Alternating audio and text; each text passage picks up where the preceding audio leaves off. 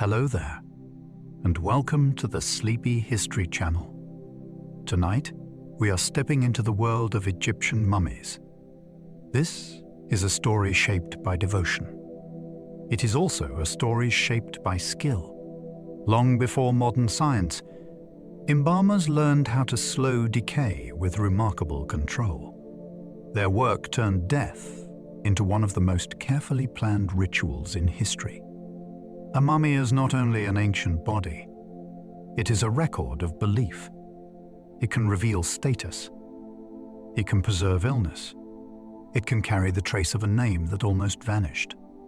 Each one brings us closer to people who lived in a world ruled by the Nile, guided by ritual, and filled with questions about eternity.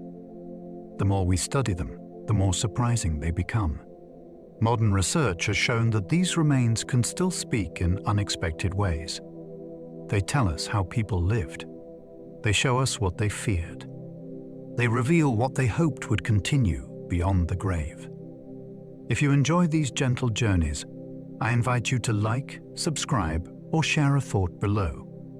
It helps others find their way here too, one sleepy soul at a time. But for now, all you need to do is settle in. Let your body soften. Allow your breathing to slow. Join me as we explore the remarkable world of Egyptian mummies together. Let's begin. Ancient Egyptians believed a preserved body helped the soul live forever. To understand mummification, it helps to begin with the Egyptian idea that a person was more than flesh. They believed the self had several spiritual parts. One could move among the living. Another needed offerings. Another depended on recognition after death. The body became an anchor for this complicated afterlife. If it was destroyed, the journey beyond the grave could become dangerous or incomplete. This made preservation more than a practical act. It was a sacred defense against oblivion. Families, priests, and embalmers worked together because they believed the dead still had a future. A tomb was not simply a place to hide remains. It was a house prepared for continued existence. Food, clothing, spells, and images were placed nearby to support that future. This belief gave Egyptian burial customs their extraordinary care. Every wrapped limb and painted coffin belonged to a larger hope that identity could survive the silence of death. Some mummies still carry fingerprints after more than 3,000 years. The survival of such tiny details is one of the most startling things about ancient preservation. A fingertip is delicate. Its ridges are shallow, easily damaged by water, bacteria, pressure, or careless handling. Yet on some preserved bodies, those fine patterns remain visible after ages in the dark. They can look almost impossibly personal. A fingerprint belongs to one individual, not to a dynasty or a monument. It brings the ancient dead back to human scale. This was not always the result of perfect technique.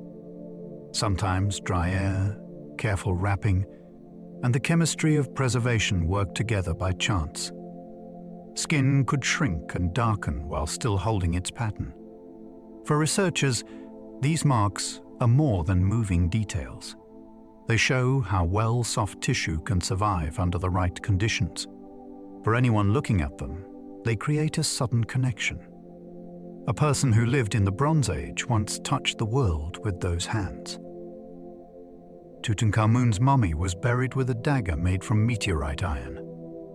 Among the treasures placed with the young king was a blade whose metal had fallen from space long before it reached his tomb. The dagger looked earthly enough, but its iron held unusually high levels of nickel. That chemical clue pointed to a meteoritic origin. In the late Bronze Age, iron was rare in Egypt. Smelting it on a large scale had not yet become common there. A blade made from sky metal would have seemed exceptional, perhaps even charged with meaning. It was not a common tool placed beside an ordinary burial. It was an object worthy of royalty. Its craftsmanship also shows that ancient artisans could work difficult material with real skill. They shaped the metal into something elegant, practical, and symbolic. The object connects the tomb to trade, technology, and royal display. It also gives the burial a surprising cosmic dimension. The king went into eternity carrying metal born beyond the earth. The heart often stayed inside because Egyptians thought it judged the dead. For Egyptians, this organ was not merely a pump. It was the seat of character, memory, conscience, and moral truth. In funerary belief, the dead faced a decisive test after leaving the world of the living. The heart would be weighed against the feather of Ma'at, which represented cosmic order and right conduct. A person whose heart was balanced could pass toward a blessed existence. A heart made heavy by wrongdoing faced a terrible fate. This belief explains why embalmers often treated it differently from other organs. It needed to remain with the person because it would testify for them. The dead might even receive a special scarab amulet inscribed with words asking the heart not to speak against its owner. That detail is deeply revealing. Egyptians imagined judgment as personal, intimate, and inescapable. A lifetime was carried inside the body, and the most important evidence rested beneath the ribs. Mummification could take around 70 days from washing to burial. The process unfolded slowly because preservation demanded patience. First came purification. The body was washed and prepared by people who understood both ritual and craft. Then came the long drying stage. Natron drew moisture from the tissues over many weeks. Rushing this step would invite decay, so time itself became part of the technology. After drying, the body was treated with oils and fragrant materials. Cavities might be packed to restore shape. The skin could be coated to protect it. Wrapping followed with careful attention to each limb. Priests performed prayers during parts of the work, turning preparation into a sacred sequence. The length also gave families time to complete mourning and organize burial goods. By the end, the person had been transformed. They were no longer a fresh corpse, but a prepared being ready for the tomb. This slow rhythm shows how seriously Egyptians took the passage between death and the afterlife. Some royal mummies were hidden together to escape ancient tomb robbers. Centuries after powerful rulers were laid to rest, many royal tombs became vulnerable. Political disorder, economic pressure, and the lure of gold made burial places tempting targets. Ancient officials eventually faced a grim choice. They could leave kings and queens in damaged tombs or move them in secret. Priests gathered several royal bodies and reburied them in concealed caches. These were not the original burials planned with ceremony and splendor. They were emergency rescues carried out in a troubled age.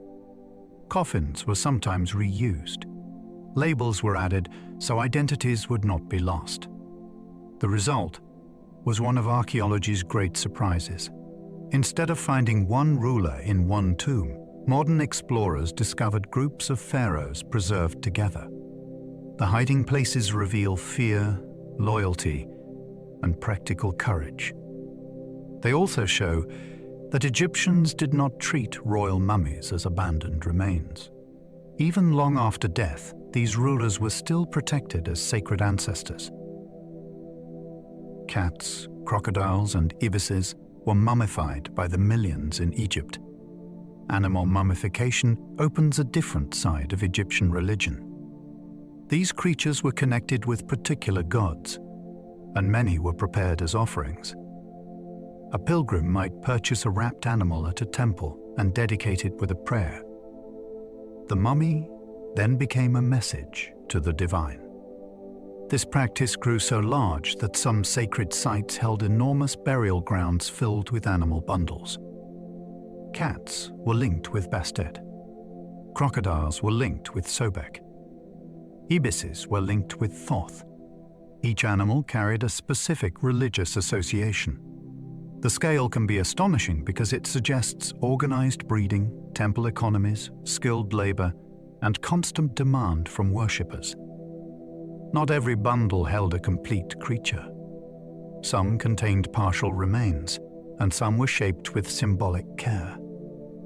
Even so, the practice shows how alive Egyptian religion was in daily life.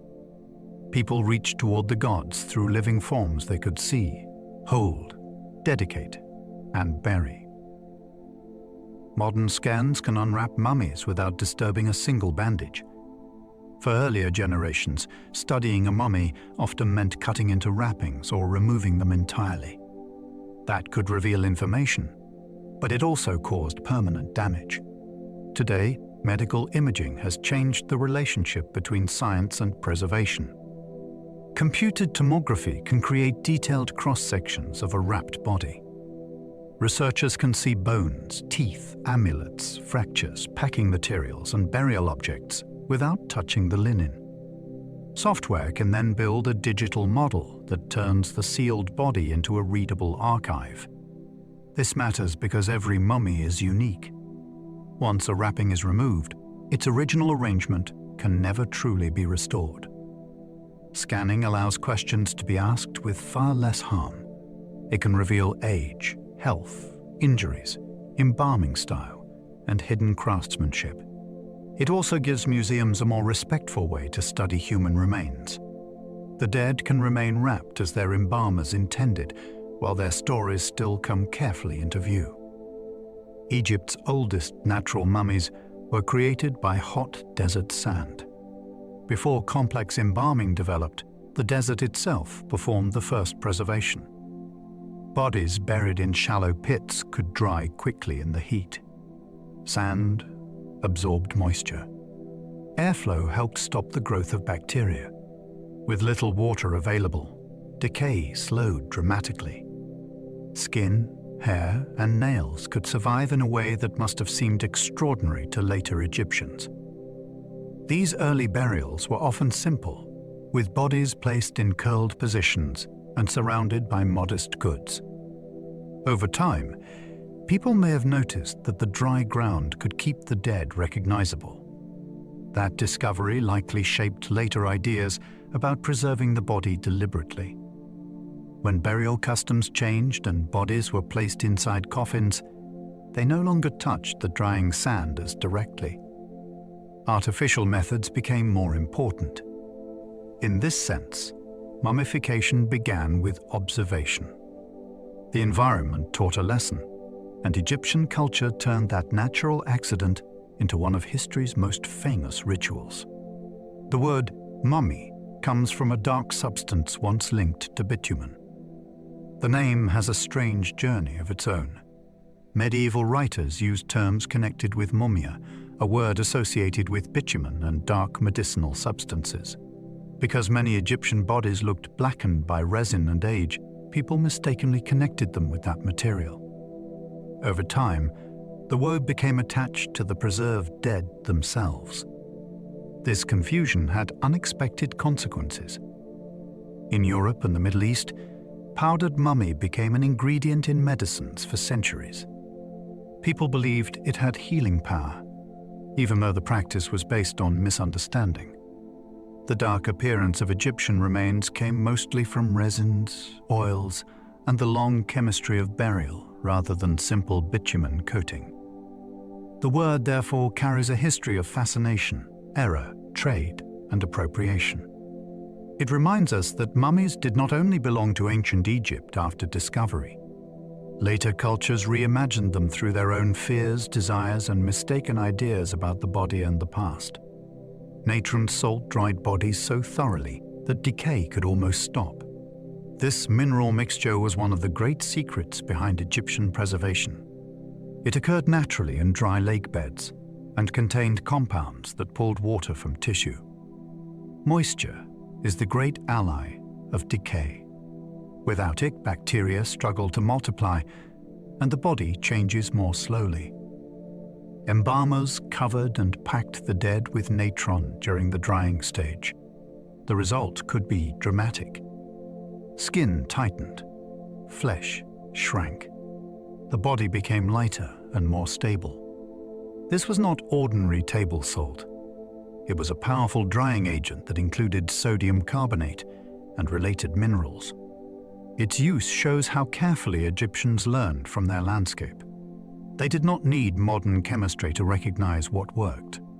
Through practice, they found a substance that could turn a fragile body into something capable of lasting for millennia.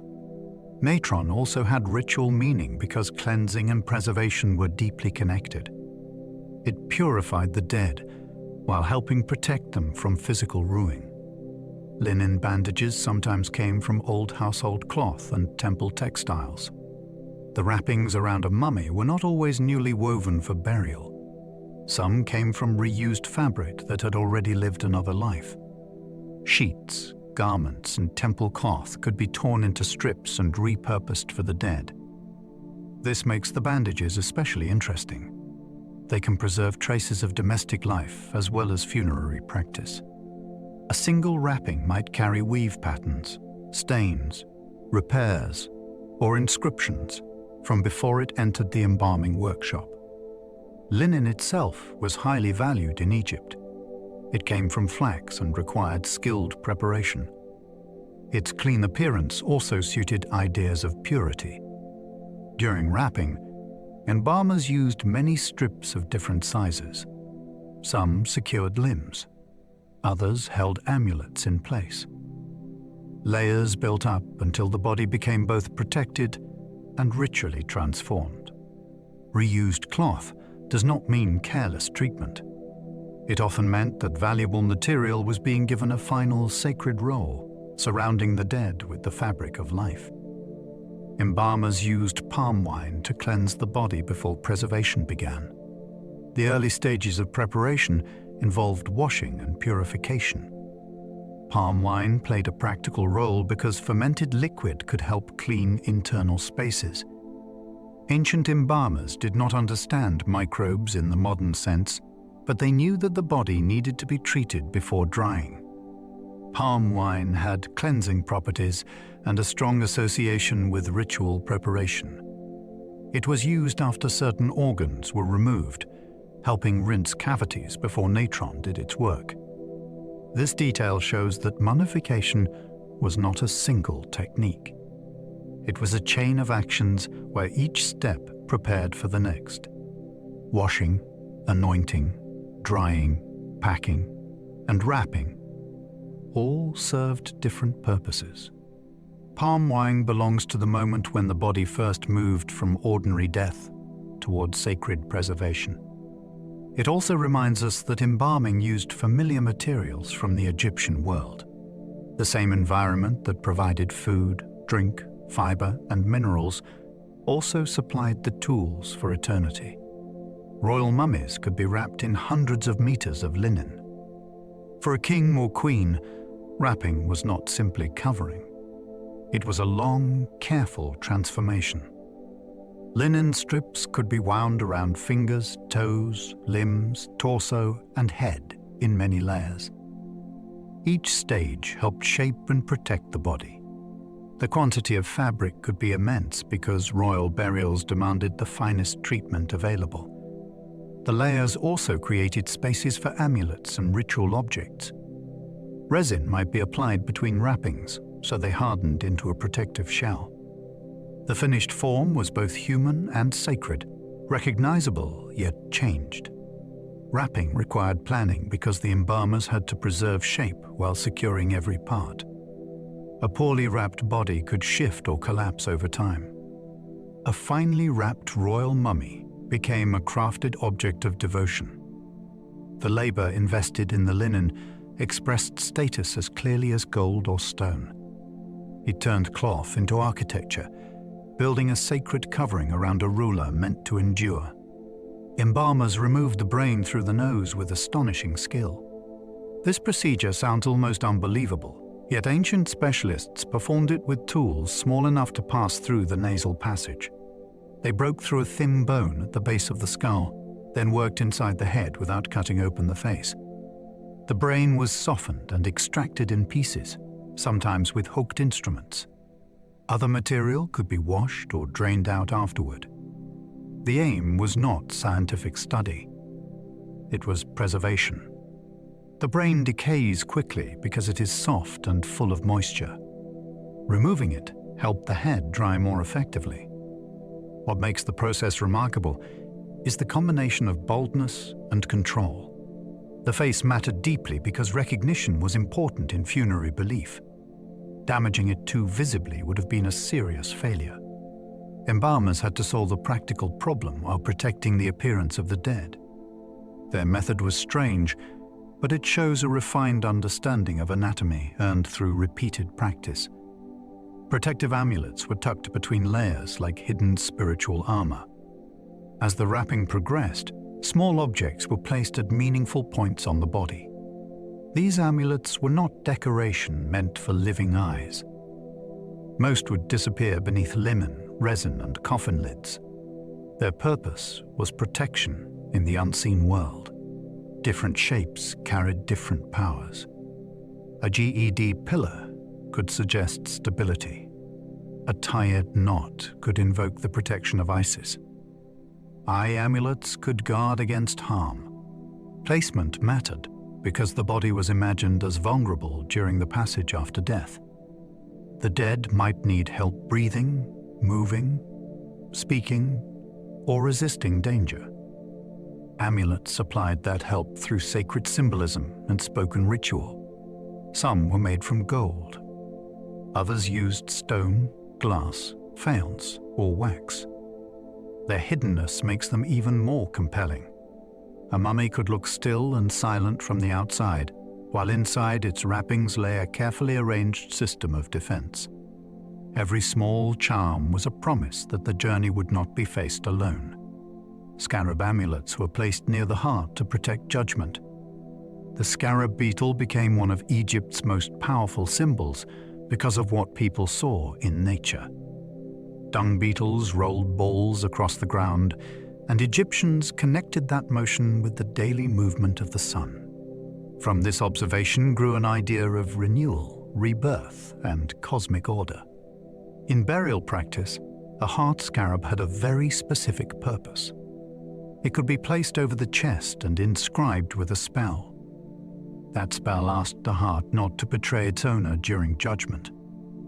The idea is both beautiful and unsettling. Egyptians imagined the dead standing before divine powers, while their own inner truth could speak against them. The scarab offered help at that critical moment. It did not erase morality. It protected the person from hostile testimony and spiritual danger. These amulets show how Egyptian religion blended observation, symbolism, and anxiety. A small beetle became a guardian of the soul's most important trial. Some mummies wore golden finger stalls to preserve their royal hands. On certain elite burials, the fingers and toes were covered with precious metal sheaths. These delicate coverings followed the shape of the digits and created a brilliant layer between the body and eternity. Gold mattered because it did not tarnish like ordinary metals. Egyptians associated it with divine flesh and the radiance of the gods. Covering the extremities in gold was therefore more than luxury. It suggested transformation into a more enduring, sacred state. Hands were especially important because they could hold symbols, receive offerings, and appear in rituals shown on tomb walls. Protecting them honored the body's role after death. These objects also reveal astonishing craftsmanship. Each stall had to fit the preserved body, not an ideal statue. The result could be intimate and majestic at the same time. A royal mummy might lie wrapped and hidden, yet beneath the layers, its hands were marked with a material that spoke of immortality. False eyes could make the dead appear awake for eternity.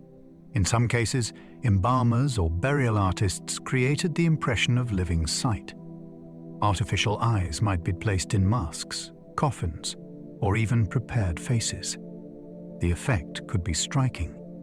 A body that had passed beyond life seemed alert, present, and ready to meet the next world. This practice reflects a deep Egyptian concern with recognition and animation.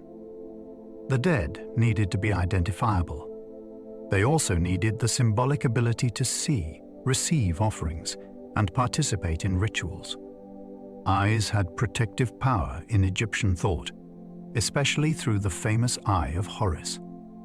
Restoring the look of sight therefore carried more than visual realism. It suggested wholeness.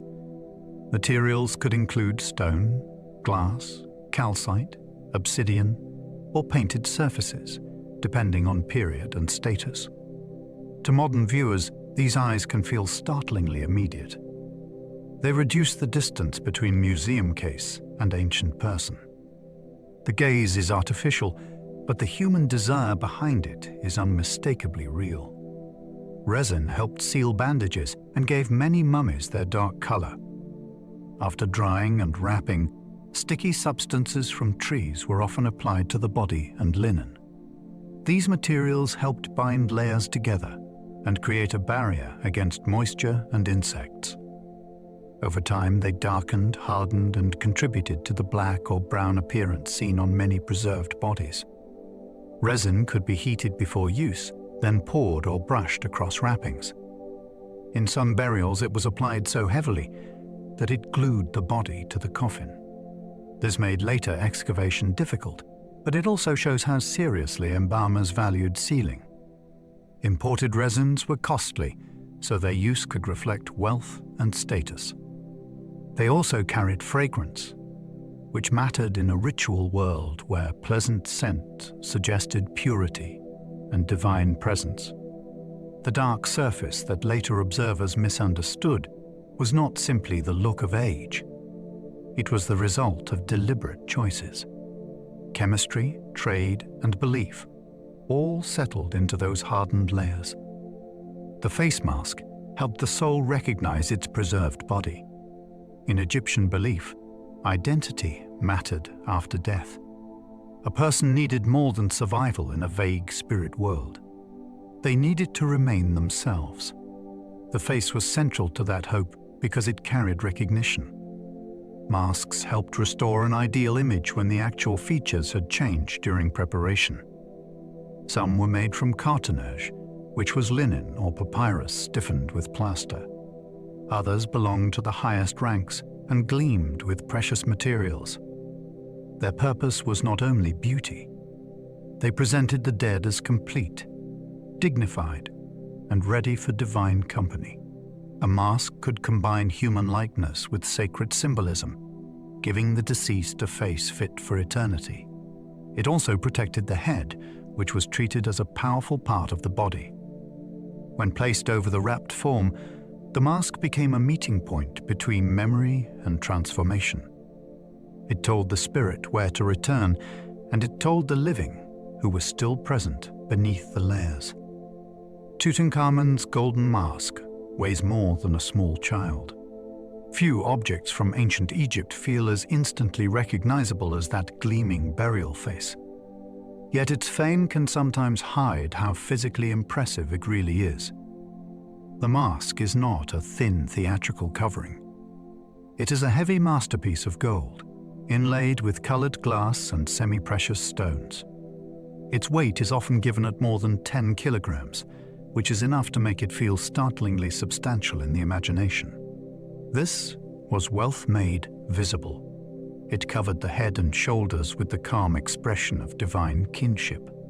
The striped headdress, false beard, and protective creatures on the brow all proclaimed royal power. The young ruler beneath had died early, but the mask presented him as eternal and unshaken. Its survival is extraordinary because so many royal tombs were stripped in antiquity. Through this single object, we can still see how Egypt turned a human king into an image meant to outlast empires. Mummification changed over time as beliefs and techniques slowly evolved. It is easy to imagine Egyptian burial as one unchanging tradition, but the practice developed across thousands of years. Early preservation depended heavily on the dry environment. Later, embalmers introduced more deliberate methods, and refined them through experience. At certain periods, the focus was on keeping the body as lifelike as possible. At other times, elaborate wrapping and outward decoration became especially important. Materials changed too, depending on trade, wealth, fashion, and religious emphasis. Some eras favored careful internal treatment. Others show shortcuts, substitutions, or new styles of presentation. This variation makes mummies valuable historical evidence. They do not only reveal a person, they reveal the time in which that person was prepared. A specialist can sometimes recognize a period by incision style, packing method, resin use, or wrapping pattern. The long story of mummification is therefore not frozen. It is a record of experiment, adaptation, and changing hopes about the world beyond death. Not every Egyptian could afford the full mummification process. The most famous mummies belonged to rulers and elites, but ancient Egypt was filled with ordinary people whose burials were much simpler. Proper embalming required time, materials, trained workers, and ritual specialists. That made it expensive. Families with fewer resources had to choose modest treatments, cheaper coffins, or local burial customs. Some may have received partial preparation rather than the full procedure. Others were laid to rest with a small number of personal objects and little elaborate protection. This difference tells us something important about Egyptian society. The desire for an afterlife was widespread, but access to the grandest preparations was unequal. Burial was shaped by class, occupation, region, and family means. Even so, simpler graves could still carry deep care. A modest mat, a small pot, or a handmade object might represent love just as powerfully as gold. The afterlife was imagined by everyone, but it was prepared for in very different ways. Poorer burials sometimes relied on sand, dryness, and simple wrapping. For many families, the landscape itself remained the most practical helper. A shallow grave in dry ground could protect a body better than an expensive tomb in damp conditions. Simple wrapping might provide dignity, while the surrounding sand removed moisture with impressive efficiency. These burials were not failures of imagination. They were realistic responses to limited means. A person might be placed with a few everyday items, perhaps pottery, beads, or tools connected with their life.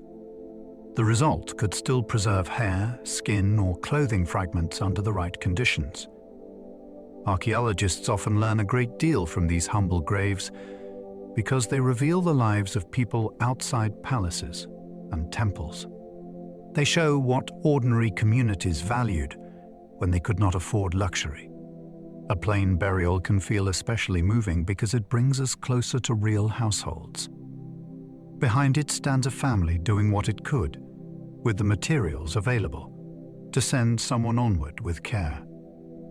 Elite mummies could receive delicate painted portraits during Roman rule. When Egypt came under Roman influence, some burial customs blended older Egyptian ideas with Mediterranean styles of portraiture. Instead of a traditional mask alone, certain mummies were fitted with painted panels showing the deceased as they may have appeared in life. These portraits were often made on thin wooden boards and placed over the face area of the wrapped body. The result is one of the most arresting forms of ancient funerary art. The person prepared for an Egyptian afterlife looks out through a painting shaped by Greco-Roman artistic habits. The eyes are often large and direct. The clothing, jewelry, and hairstyles can reveal social status and fashion. These portraits belong to a world where cultures met rather than simply replaced one another.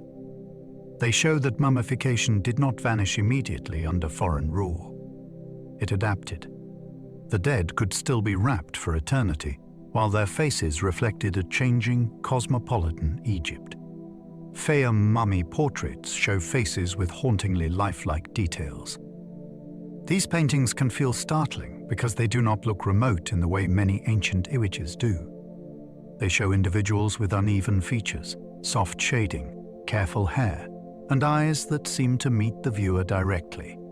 Many come from the Fayum region, although similar portraits have been found elsewhere in Egypt. Artists used techniques such as encaustic painting, where pigments were mixed with hot wax, or tempera applied in fine layers. The results could capture skin tone, curls, jewelry, and expression with remarkable sensitivity. They were not casual keepsakes.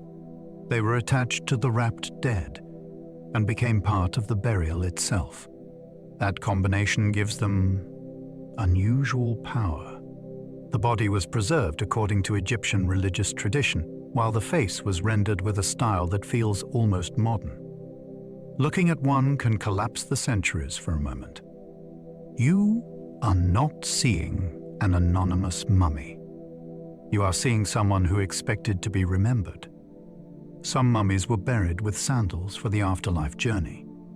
Footwear in a tomb can seem like a small detail, but it carries a wonderfully practical kind of hope. The dead were not imagined as motionless forever. They might travel through dangerous regions, approach divine courts, or move within a blessed landscape. Sandals made sense in that imagined future. Some were real and wearable. Others were symbolic, created for burial rather than daily use. They could be made from leather, plant fiber, or even precious materials in elite contexts. Their presence reminds us that the afterlife was pictured as active. The deceased might need to walk, stand, and appear properly equipped. Sandals also reflected status because fine footwear was not equally available to everyone. A pair placed in a tomb could show care for the person's comfort and dignity. In a culture so focused on preparation, even the feet were not forgotten. Eternity was a journey, and journeys require what the traveler needs. Ancient embalmers sometimes packed bodies with sawdust, linen, or mud. After drying, the body could lose much of its natural volume. Without careful attention, it might appear collapsed or distorted. Embalmers solved this by filling internal spaces with available materials. Sawdust, linen, mud, sand, resin-soaked cloth, or other substances could help restore shape. This was not simply cosmetic vanity. A recognizable body mattered in the religious logic of preservation. Form supported identity. The more complete the body appeared, the more prepared the person seemed for existence beyond the tomb. Different materials revealed different choices, resources, and periods. A royal body might receive costly aromatic packing. A less wealthy individual might be treated with humbler substances. Sometimes the packing was done with remarkable care. In other cases, it looks hurried or uneven. These hidden interiors give researchers a rare view of workshop decisions. The outside of a mummy may look orderly, but inside it can preserve the practical problem-solving of ancient specialists. Canopic jars protected organs under the care of guardian gods. When certain internal organs were removed, they were not treated as waste. They were preserved separately and placed under divine protection. Canopic equipment could include jars with lids shaped like the heads of protective beings. These guardians were connected with the sons of Horus, each responsible for a specific organ. The jars were often placed in a chest near the coffin, keeping the body's important parts within the burial environment. This practice reveals how Egyptians balanced physical preservation with religious structure. Organs were vulnerable because they decayed quickly, but they still belonged to the person. Storing them with ritual attention kept the body complete in a broader sense. Over time, the practice changed. Sometimes the organs were wrapped and returned to the body. Sometimes dummy jars were included for symbolic reasons. The idea remained powerful. Even what was removed from the body stayed within a sacred system of care, identity, and divine guardianship. The lungs, stomach, liver, and intestines had separate divine protectors.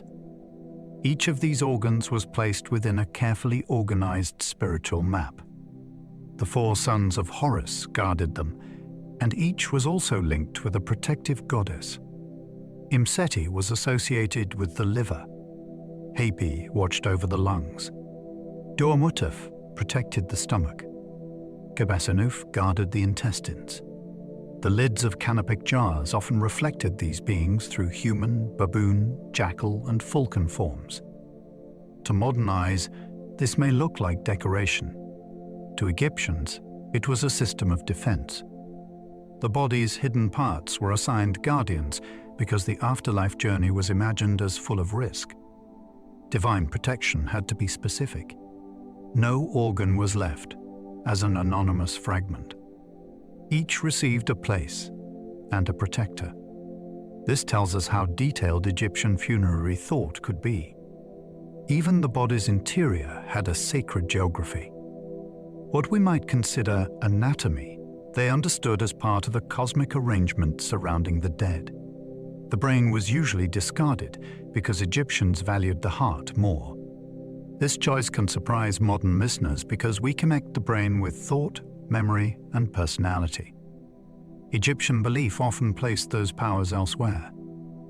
The heart carried moral identity and inner life, while the brain had no comparable role in judgment or continued existence. During elite embalming, the material inside the skull was usually removed and not preserved with the same care given to other organs. This does not mean Egyptians were foolish. Their medical writings show careful observation of injuries and symptoms. Yet religious meaning shaped funerary treatment. What mattered for eternity was not the same as what modern anatomy emphasizes. The contrast is fascinating because it reveals a different map of the human self. Today, we would think losing the brain destroys personhood. For many ancient Egyptians, the essential record of the person rested in the chest. The discarded organ and the preserved heart tell us that every culture answers the question of identity in its own way. Some mummies still contain ancient pollen from funeral flowers. Tiny grains trapped in wrappings or burial spaces can preserve evidence of plants placed with the dead. Pollen is tough on a microscopic scale, and under good conditions it can survive for very long periods. When specialists identify it, they may learn what flowers or plants were present during the funeral. This offers a rare sensory glimpse into ancient mourning. A burial was not only stone, linen, and ritual speech. It could include color, scent, and seasonal offerings. Flowers may have marked affection, status, renewal, or religious hope. Some plant remains can also suggest the time of year when a burial took place. That makes pollen a surprisingly useful historical clue. It sits almost invisibly inside the archaeology of grief. A petal may crumble, a wreath may collapse, and a tomb may be disturbed, yet a grain of pollen can remain. Through it, we can sometimes recover the tenderness of a funeral moment. Tomb perfumes could include myrrh, frankincense, and rare imported oils. Scent played a powerful role in Egyptian ritual life. Pleasant fragrance suggested purity, divine presence, and proper preparation. Some aromatic materials had to travel long distances before reaching embalming workshops or temples. Myrrh and frankincense came from regions beyond Egypt's borders, making them valuable signs of exchange and status. Oils could be used to anoint the body, treat wrappings, or perfume burial spaces. This mattered for practical and symbolic reasons. Strong scents could counter the reality of death, while sacred fragrance helped transform the body into something suitable for the gods. The expense of these materials also revealed wealth. A richly scented burial carried the mark of a household or court, able to command distant resources. It is striking to imagine a sealed tomb not as empty stillness, but as a carefully prepared environment filled with costly aroma.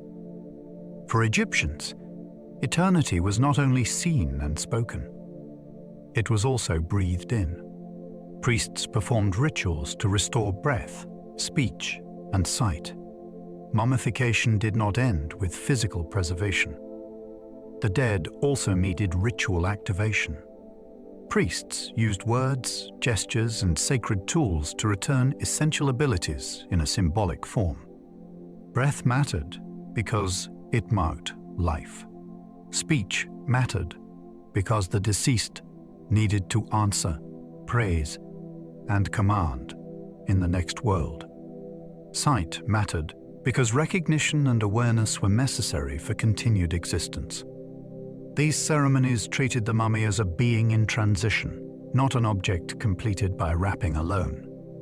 The rituals were performed with solemn precision because words were believed to have power.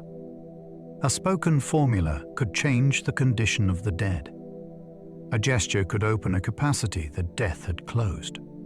This helps explain why Egyptian funerals were so elaborate. The body had to be preserved, but it also had to be prepared for action. Eternity required more than survival of tissue. It required the restoration of the person's powers. The opening of the mouth ceremony prepared the dead to live again. This was one of the most important funerary rituals in ancient Egypt. It could be performed on a mummy, coffin, statue, or image of the deceased. A priest touched the mouth and other parts with special instruments, including tools shaped by long religious tradition. The aim was to restore the senses and abilities needed beyond death. The person had to breathe, eat, speak, and perceive. Without these powers, offerings would be useless, and the afterlife would be incomplete. The ceremony may have drawn from older practices connected with statue animation, where an image was made ready to receive presents. In a burial, that idea became deeply personal. The dead were not merely remembered. They were ritually awakened for a new mode of existence. The ceremony shows how Egyptian religion joined body and symbol. A closed mouth meant silence. An opened mouth meant participation, nourishment, and return to a life beyond ordinary life. Mummified animals were often offerings rather than beloved household pets. It is tempting to imagine every wrapped cat or bird as a treasured companion, but many had a different purpose. Worshippers offered them to deities as acts of devotion. The animal served as a physical prayer. Temples could provide these mummies to visitors who wanted a way to communicate with the divine. This practice made religion accessible through action. A person did not need to carve a monument or fund a chapel. They could dedicate a creature connected with a god and leave it in a sacred place. Some animals may have been cared for within temple systems before death. Others were bred for the purpose. The result was a vast devotional economy. It involved priests, handlers, embalmers, sellers, and pilgrims. While some pets were certainly buried with affection in Egyptian history, the enormous animal cemeteries reveal something broader. They show a world where devotion could be wrapped, carried, purchased, and offered. Sacred bulls received burials as grand as human nobles. Certain animals were not ordinary offerings. They were living manifestations of divine power. Sacred bulls held a special place because strength, fertility, and kingship could all be expressed through them. When one of these animals died, its burial could involve ceremonies, costly materials, and impressive tomb architecture.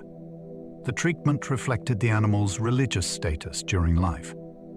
It had not simply belonged to a herd. It had been watched, honored, and interpreted as a sign of the god's presence.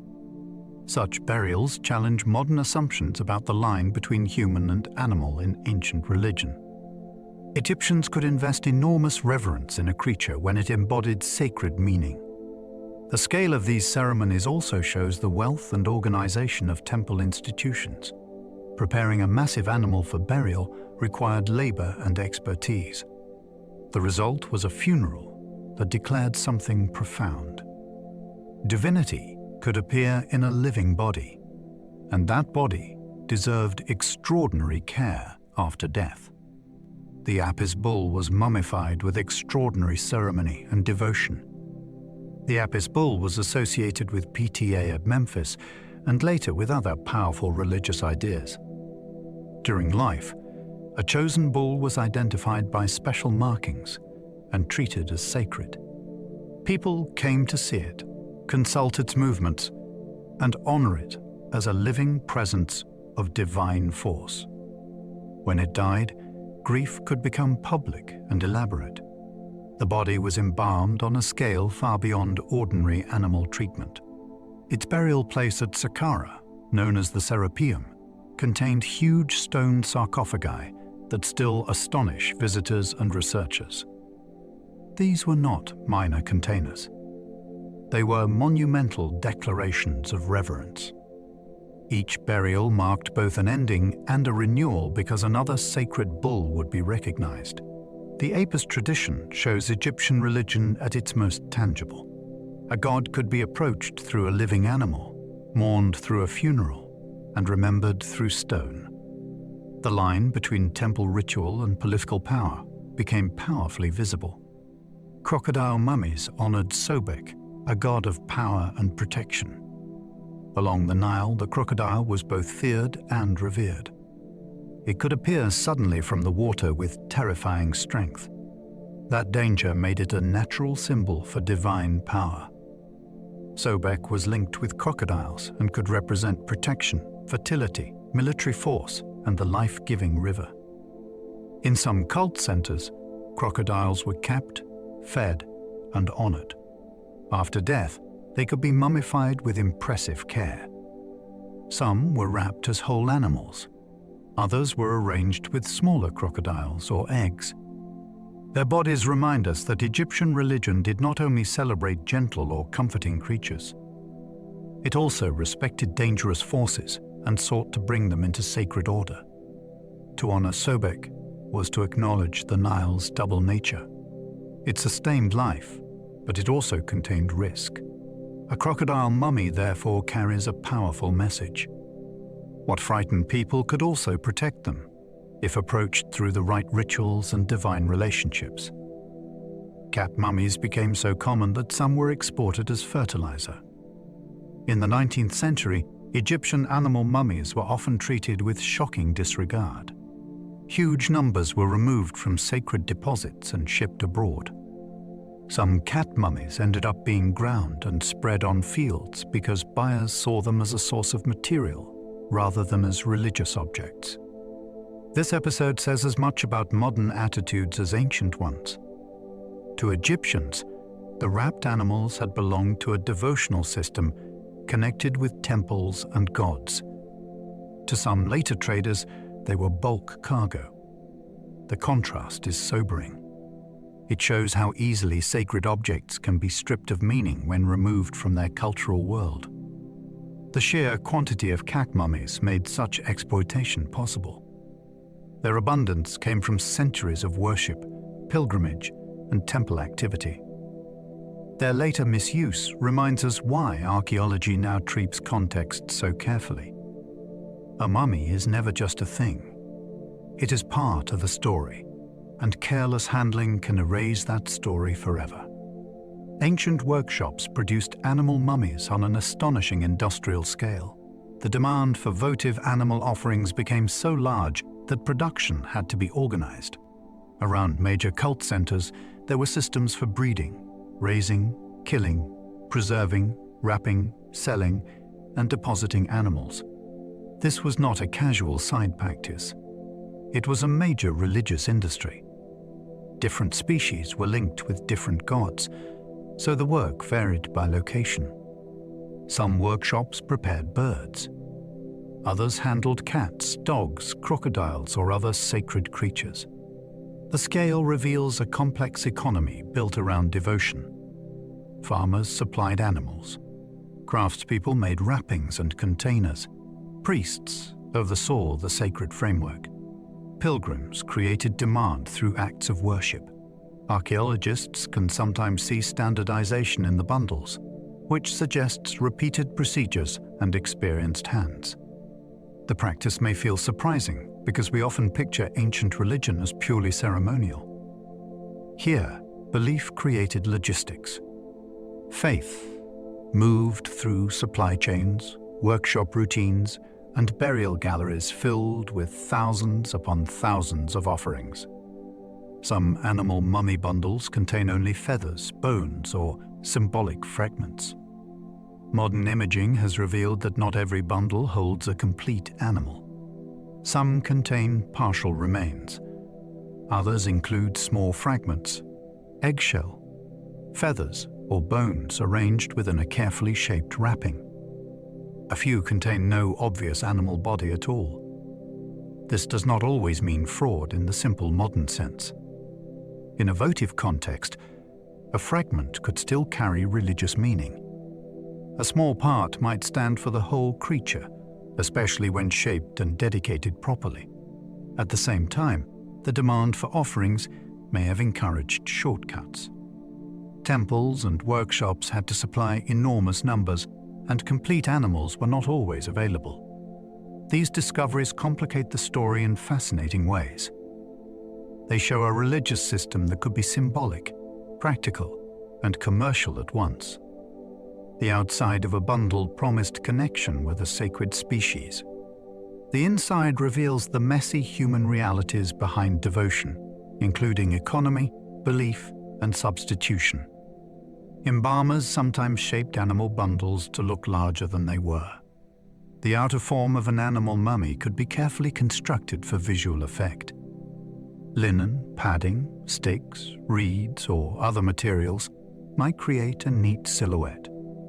A bundle could resemble a bird, cat, crocodile, or jackal, even when the remains inside were small. This shaping mattered because presentation was part of the offering. A worshipper saw a sacred form, not an anatomical report. The bundle needed to look appropriate for dedication and deposition.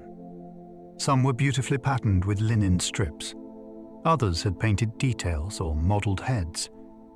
The result could be charming, solemn, or surprisingly elaborate. Modern scans have helped reveal how much craftsmanship could go into these forms. They were not random parcels of remains. They were devotional objects designed to communicate identity and purpose from the outside. Their construction also reminds us that Egyptian funerary practice often worked through ideal forms. The wrapped shape could be as meaningful as the contents hidden within. The earliest Egyptian mummies were not made by embalmers at all. Long before professional techniques became famous, preservation happened through burial conditions. Early communities placed their dead in direct contact with the desert environment. The heat and dryness could preserve bodies naturally. There was no embalming workshop, no elaborate sequence of organ treatment, and no complex wrapping tradition in the later sense. Yet the result must have been powerful. People could see that the dead sometimes remained recognizable. That visual experience may have shaped the cultural importance of the preserved body. This is where the story becomes especially fascinating. A natural process may have inspired one of the most elaborate mortuary traditions ever created. Later, Egyptians did not invent preservation from nothing. They developed methods that imitated and improved what the landscape had already shown. The earliest mummies therefore stand at the border between environment and belief. They are not products of a finished religion. They are clues to how that religion may have begun to imagine eternity. Desert burials naturally dried bodies long before artificial mummification began. Egypt's climate did something unusual to the dead. In many parts of the world, burial returns a body quickly to the soil. In the Egyptian desert, a shallow grave could create very different results. The ground was dry. Rain was rare. Heat drew out moisture before decay could fully take hold. The body might shrink and darken, but it could remain intact enough to be recognized. This natural preservation mattered because it happened before the classic age of pharaohs and monumental tombs. It shows that Egyptian funerary imagination developed in conversation with a particular place. The desert was not only a border around the fertile Nile Valley, it was a force that shaped religious possibility. Later artificial methods can be seen as an attempt to preserve that desert effect, even when bodies were placed in coffins and tomb chambers. The landscape taught Egyptians that the dead could endure, and culture turned that lesson into ritual. Pre-dynastic bodies curled in sand inspired later ideas about preservation. Many early burials placed the dead in a contracted position, often on the side, as if resting in a compact posture. These graves belonged to communities that lived before Egypt became a unified kingdom. The bodies were often surrounded by simple goods, which suggests care and belief in some continued need beyond death. When preserved by the dry ground, they offered a striking sight. The person remained present in a recognizable human form. Later, Egyptian mummies look very different because bodies were usually extended and wrapped with formal precision. Yet the older burials may have planted a lasting idea. Physical survival mattered. Recognition mattered. The dead could remain part of a social and spiritual world if the body endured. These early desert graves are therefore not just archaeological beginnings. They are evidence of a deep emotional discovery. Before pyramids, golden masks, or royal caches, ordinary people saw preservation happen in the sand and gave it meaning. Mummy wrappings could carry prayers written directly onto the linen. Sometimes the bandages themselves became sacred texts. Prayers, spells, names, or protective phrases could be written onto linen before or during wrapping. This turned the outer layers into more than physical covering. They became a written shield around the body. In a culture that believed words had active power, an inscription was not merely decorative. It could protect, identify, guide, and transform. Writing on linen also created intimacy. The text lay close to the body, hidden from ordinary view, doing its work in darkness. Some inscriptions helped ensure that the deceased would receive offerings. Others invoked gods or repeated formulas connected with rebirth. For researchers, these texts can be priceless because they may preserve names, titles, family links, or religious choices. A strip of cloth can become a document as important as a stone wall. The dead were wrapped not only in fabric, but in language meant to keep them safe. Some coffins were painted with maps for the afterlife journey. Egyptians imagined the world beyond death as structured and challenging. It was not a blank paradise reached automatically. The deceased might need to pass regions, gates, divine beings, and dangerous thresholds. Some coffins included visual guides to this journey. These designs could show routes, offering places, protective deities, and sacred landscapes. They gave the dead a kind of spiritual equipment for navigation. The idea is extraordinary because it treats the coffin as both container and guidebook. The person lay inside an object that did more than preserve dignity. It taught the route forward. Coffin texts and painted scenes changed over time, but their purpose remained deeply practical within Egyptian belief. They helped the deceased know where to go and what to say. Death was imagined as movement through a meaningful geography. A decorated coffin therefore became a portable world, surrounding the body with instructions for survival in a realm no living traveler could test. The Book of the Dead guided souls through dangerous tests. This famous collection was not a single fixed book in the modern sense. It was a selection of spells chosen for the deceased and written on papyrus, linen, coffins, or tomb walls. Its Egyptian title is often translated as something closer to coming forth by day. That phrase points to the hope behind it. The dead wanted freedom of movement and renewed life beyond the tomb. The spells offered knowledge, protection, and power. They could help someone pass guardians, avoid traps, transform into useful forms, and speak correctly before divine judges. Different copies contain different combinations, which means each manuscript can reflect personal status, family choice, or priestly tradition. The scenes are among the most memorable in Egyptian religion, especially the weighing of the heart. Yet the text is more than a famous image. It is a survival manual for eternity, created for a world where knowledge could mean the difference between danger and blessed existence. Spells warned the dead about gates, guardians, and hidden dangers. The Egyptian afterlife was not imagined as an effortless passage. It could resemble a sacred landscape filled with barriers that demanded knowledge. A soul might need to recognize a gate, name its keeper, and speak the correct words before moving onward. This was not random fear. It reflected a culture where names held power. To know the name of a guardian was to gain a measure of control in a dangerous place. The spells gave the deceased a kind of sacred intelligence. They prepared a person for tests that no living traveler could rehearse.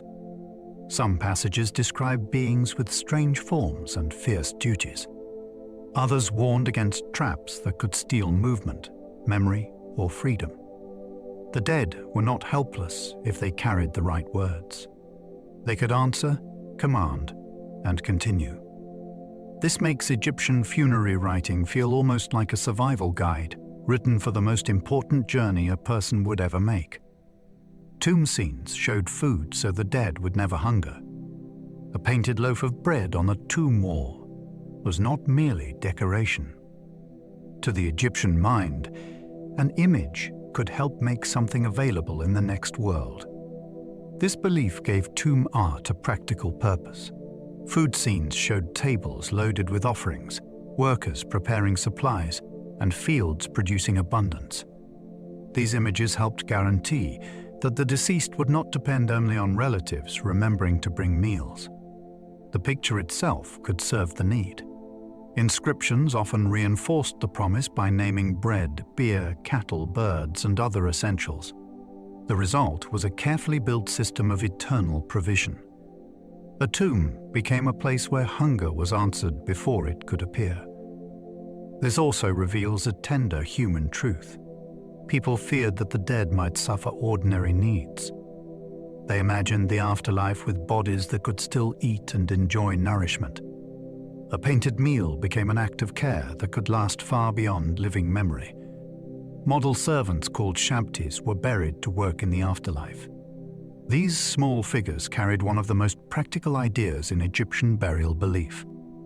The next world might be blessed, but it could still require labor. Fields might need tending. Irrigation channels might need clearing. Tasks could be assigned to the deceased. Shabtis were made to answer that call instead. Many were inscribed with a spell, commanding them to report for duty when work was required. Some held miniature tools. Others were packed into boxes as if they formed a tiny workforce waiting in readiness. The wealthiest burials could contain hundreds, enough to cover every day of the year with overseers included. This is a wonderfully revealing detail. Eternity was not imagined as pure idleness. It still contained the rhythms of an agricultural world. The solution was both religious and charmingly practical. A person could enter the afterlife with labor already delegated, surrounded by silent helpers prepared to stand up and say, "I am here." Some mummies were given wigs made from real human hair. Hair mattered deeply in the presentation of the dead. It could signal age, status, beauty, identity, and readiness for the world beyond death. Some mummies received carefully arranged wigs made from human hair, sometimes braided or styled with impressive skill. These were not casual additions. They helped create an ideal appearance when the body was prepared for burial. Hair can survive remarkably well in dry conditions, and it offers researchers clues about grooming, diet, ancestry, and social habits. A wig could also conceal damage or complete the look expected for a dignified person. In elite contexts, styling might reflect fashion from life or a sacred image suitable for eternity. The result feels strikingly intimate. Gold and coffins show wealth, but hair brings us close to the person. It reminds us that preparation for the afterlife included details of self-presentation. The dead were not only preserved, they were made ready to be seen. Royal embalmers used costly materials imported from distant lands. A pharaoh's burial drew upon a world much wider than the Nile Valley. Some substances used in elite preparation came through long-distance trade, which connected Egypt with regions to the south, east, and across the Mediterranean. These materials were not chosen only because they were rare. Many had scents, textures, or preservative qualities that made them valuable in ritual treatment.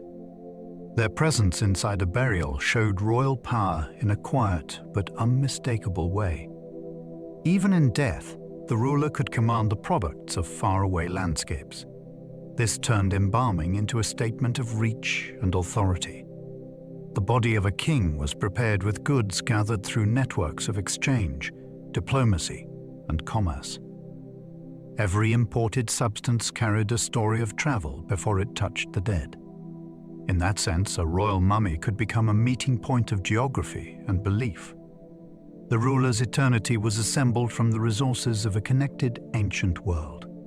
Cedar oil and pistacia resin reveal Egypt's ancient trade networks. The ingredients found in embalming mixtures can tell a story that written records do not always preserve. Cedar products point toward the forests of the Levant, where prized timber and aromatic substances entered Egyptian trade. Pistacia resin also came from regions beyond Egypt's immediate environment.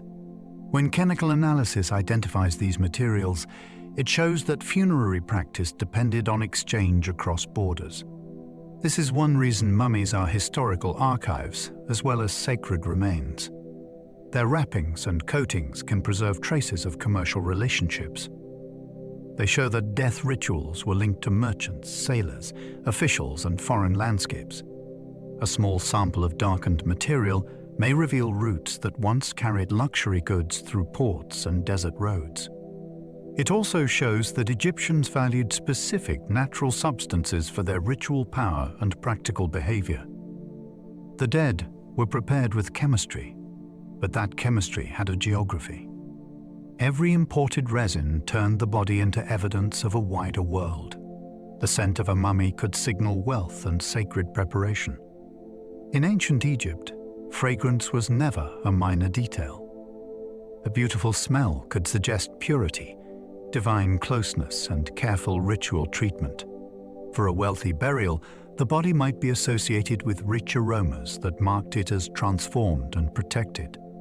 This mattered because death brought physical realities that people wanted to overcome. Scent helped replace corruption with sanctity. A mummy that carried costly fragrance told mourners that the person had been prepared properly. It also signaled access to rare materials and skilled specialists. The experience of burial would have involved more than sight. Those present might have noticed the smell of oils, resins, and prepared linen as part of the ceremony. That sensory world is mostly lost to us now, but traces remain in the substances preserved on ancient bodies. The importance of scent reminds us that Egyptian funerary culture worked through the whole human body. Eternity was imagined, handled, wrapped, spoken, and smelled. Some mummies were rewrapped centuries after their original burial. A mummy did not always remain exactly as it was first prepared. In later periods, priests or caretakers sometimes opened, repaired, and rewrapped bodies that had been damaged or moved. This could happen when tombs were robbed, coffins broke, or older burials needed protection.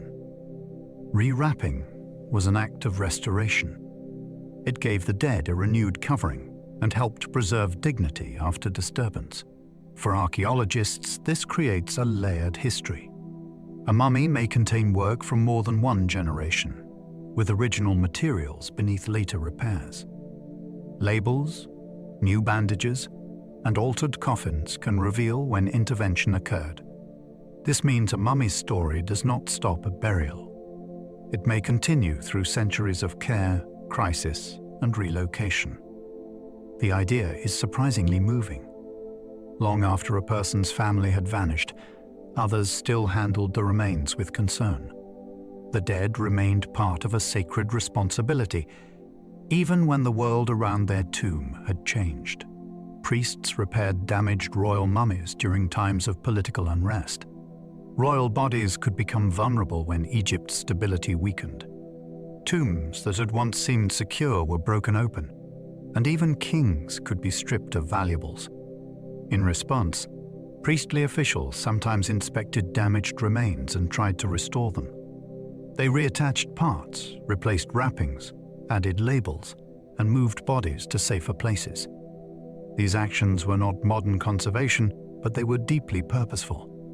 The ruler's preserved form still carried religious and political significance.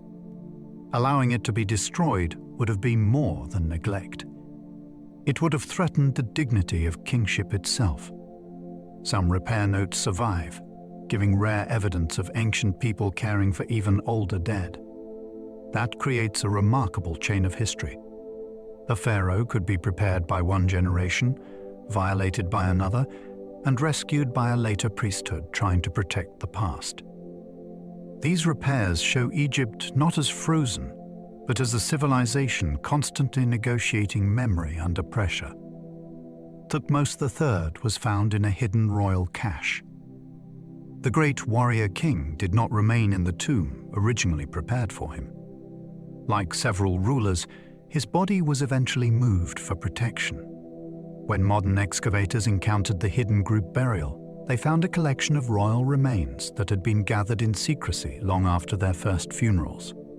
This discovery changed how people understood the fate of Egypt's kings. It showed that ancient officials had responded to tomb robbery by relocating bodies rather than abandoning them. Thutmose III is especially compelling because his reign had been so powerful.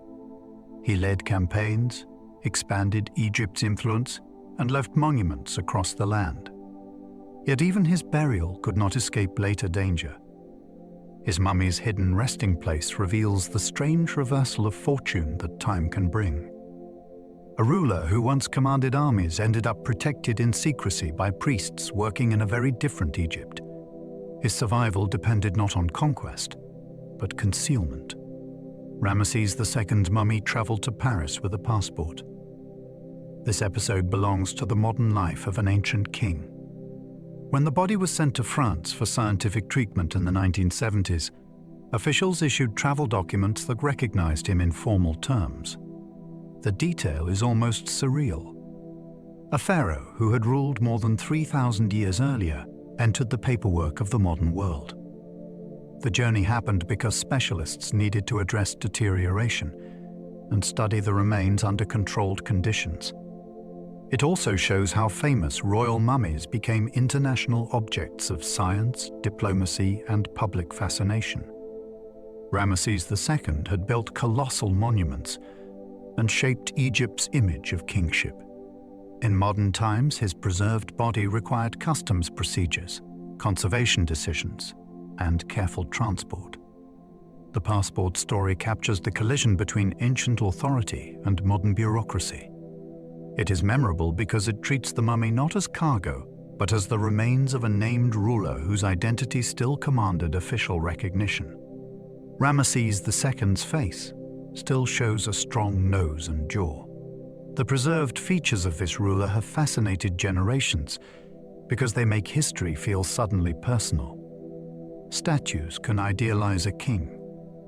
Inscriptions can praise him. A mummy offers something different.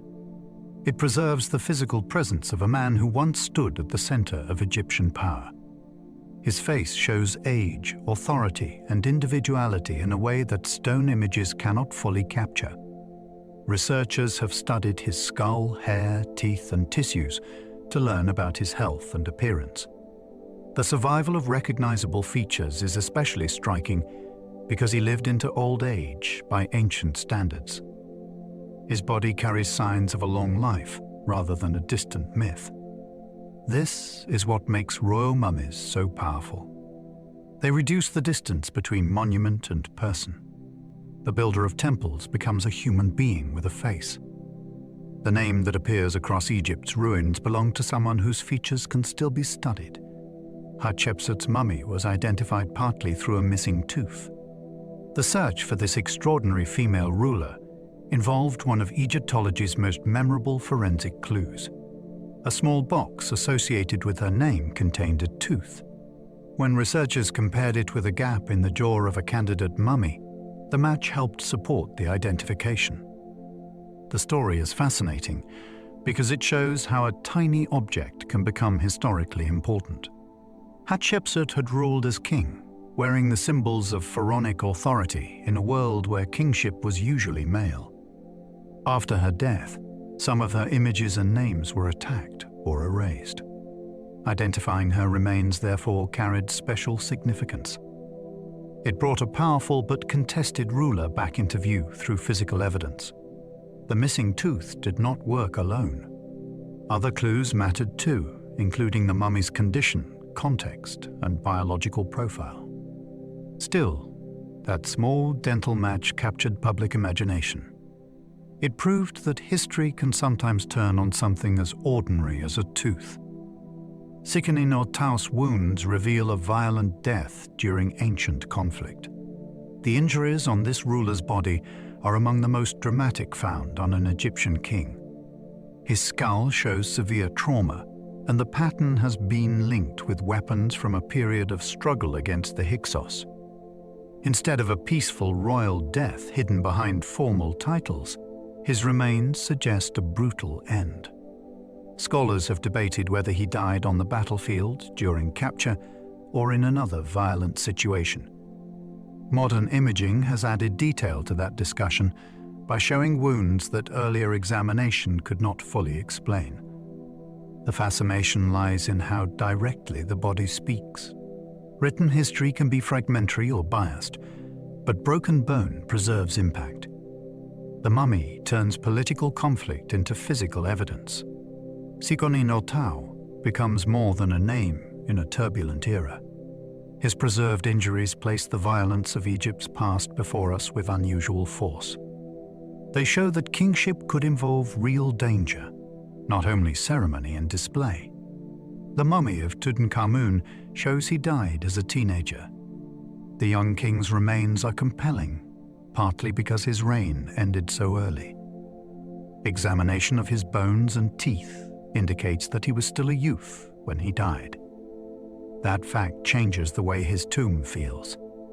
The rich burial goods can make him seem grand and distant, but his body reveals someone barely beyond childhood. He inherited a complicated kingdom after a period of religious upheaval, and he died before he could become the long-reigning figure his burial imagined. The mummy has been studied many times, sometimes generating debate about illness, injury, and possible causes of death. What remains clear is the human sadness beneath the gold. A teenager was prepared with extraordinary ceremony and placed inside one of the most famous tombs ever found. His survival in the archaeological record is almost accidental, since his tomb remained unusually intact compared with many royal burials. Through him, youthful vulnerability and royal splendor meet in one story. Tutankhamun's body was damaged by ancient embalming and modern excavation. The famous discovery of his tomb brought wonder, but it also brought harm. Some damage began during preparation for burial. Heavy use of dark embalming substances affected the body and contributed to difficulties later. More damage occurred when excavators tried to separate the mummy from its coffin and burial materials. Early 20th century methods were not as cautious as today's conservation standards. The body was cut, handled, and disturbed in ways that would now be avoided. This is one reason Tutankhamun's mummy is a lesson in both discovery and responsibility. Archaeology has changed partly because of cases like this. The desire to reveal the past must be balanced against the need to preserve it. His treasures survived with astonishing brilliance, but his remains suffered from the very attention that made him famous. The story reminds us that ancient bodies are fragile archives. Once damaged, they cannot simply be restored to their original state. Akhenaten's family burials remain among Egyptology's most debated mysteries. The royal family of the Amarna period left behind a puzzle that still provokes intense discussion. Akhenaten changed Egyptian religion by promoting the Aten in a radical way. Then his new capital and reforms collapsed after his reign. The burials connected with his family are tangled by damaged tombs, moved remains, uncertain identities, and political aftermath. Several mummies have been proposed as relatives within this royal line, but not every identification is accepted by all specialists. Genetic testing, inscriptions, coffin reuse, and archaeological context all play roles in the debate. The difficulty is part of the fascination. This was a family at the center of one of Egypt's most dramatic religious experiments, yet their final resting places became confused and disrupted. Their bodies and burial goods preserve clues, but the clues do not always speak plainly. The mystery shows how fragile royal memory could be when a dynasty became controversial, and later generations reshaped its legacy. Nefertiti's mummy has never been identified with complete certainty. Few figures from ancient Egypt have inspired as much fascination, yet her final fate remains unresolved. Her famous painted bust gives a vivid impression of power and elegance, but her burial has not been securely found. Several theories have proposed possible remains, hidden chambers, or links with known royal mummies. None has ended the debate. This uncertainty is especially compelling because Nefertiti was not a minor queen. She appears prominently in the art and religious life of the Amarna period, sometimes with unusual authority. Some scholars have even suggested she may have ruled after Akhenaten under another name, though that remains debated. The absence of a confirmed mummy leaves a gap at the heart of a famous story. It also shows the limits of archaeology. Even one of the best-known faces from the ancient world can vanish physically from the record. Her image survives with dazzling clarity, while her body remains one of Egypt's great questions. Cleopatra's tomb has still not been found by archaeologists. The last active ruler of Ptolemaic Egypt died in a world shaped by Roman power, political defeat, and legend. Ancient writers say she was buried with Mark Antony, but the exact location remains unknown. Searchers have focused on several possibilities, including areas connected with Alexandria and nearby temple sites. The difficulty is partly environmental. Ancient Alexandria has changed dramatically through earthquakes, coastal shifts, construction, and rising seas. Much of its royal landscape is damaged, buried, or underwater. Cleopatra's fame can make the missing tomb feel almost unbelievable, but famous people are not always easy to trace archaeologically. Her burial may have been destroyed, hidden, or misidentified. Finding it would be one of the most sensational discoveries in history, yet responsible researchers have to work through evidence rather than romance. The mystery endures because it sits at the meeting point of Egyptian tradition, Greek dynasty, Roman conquest, and one of the most dramatic lives in antiquity. Some mummies reveal arthritis, dental disease, and ancient infections. A preserved body can act like a medical record written in tissue and bone. Joint wear may show years of movement, labor, age, or inherited vulnerability. Teeth can reveal abscesses, decay, heavy wear, and painful conditions that must have affected daily life. In some cases, traces of infection surviving bones or soft tissue. These findings matter because they bring ancient people out of the realm of statues and legends. They had sore joints. They lost teeth. They suffered illnesses that could not be treated with modern medicine. Elite status did not guarantee comfort, and wealth could not remove every danger from the body. Studying disease in mummies also helps researchers compare past and present health. Some conditions we think of as modern have deep histories. Others reflect ancient diets, environments, and working habits. Each diagnosis adds a human layer to the story. The mummy becomes not only a religious object, but a patient from the past. CT scans show clogged arteries in several high-status mummies. Medical imaging has revealed evidence of atherosclerosis in some ancient Egyptian elites. This condition involves fatty or hardened deposits in blood vessels, and it is often associated today with lifestyle and aging. Finding it in mummies is important because it shows that cardiovascular disease is not only a modern problem. Diet, genetics, inflammation, smoke exposure, infection, and longevity may all have played roles. High-status Egyptians could have rich diets that included meat, fats, and sweet foods more often than ordinary people. They may also have lived long enough for arterial disease to develop. The discovery challenges simple assumptions. Ancient life was not automatically healthier because it lacked modern processed food. Nor was disease distributed in exactly the same way it is now. These scans turn royal and elite mummies into evidence for the long history of human health. Inside ceremonial wrappings, researchers can find patterns that still matter in hospitals today. Mummies prove heart disease affected people thousands of years ago.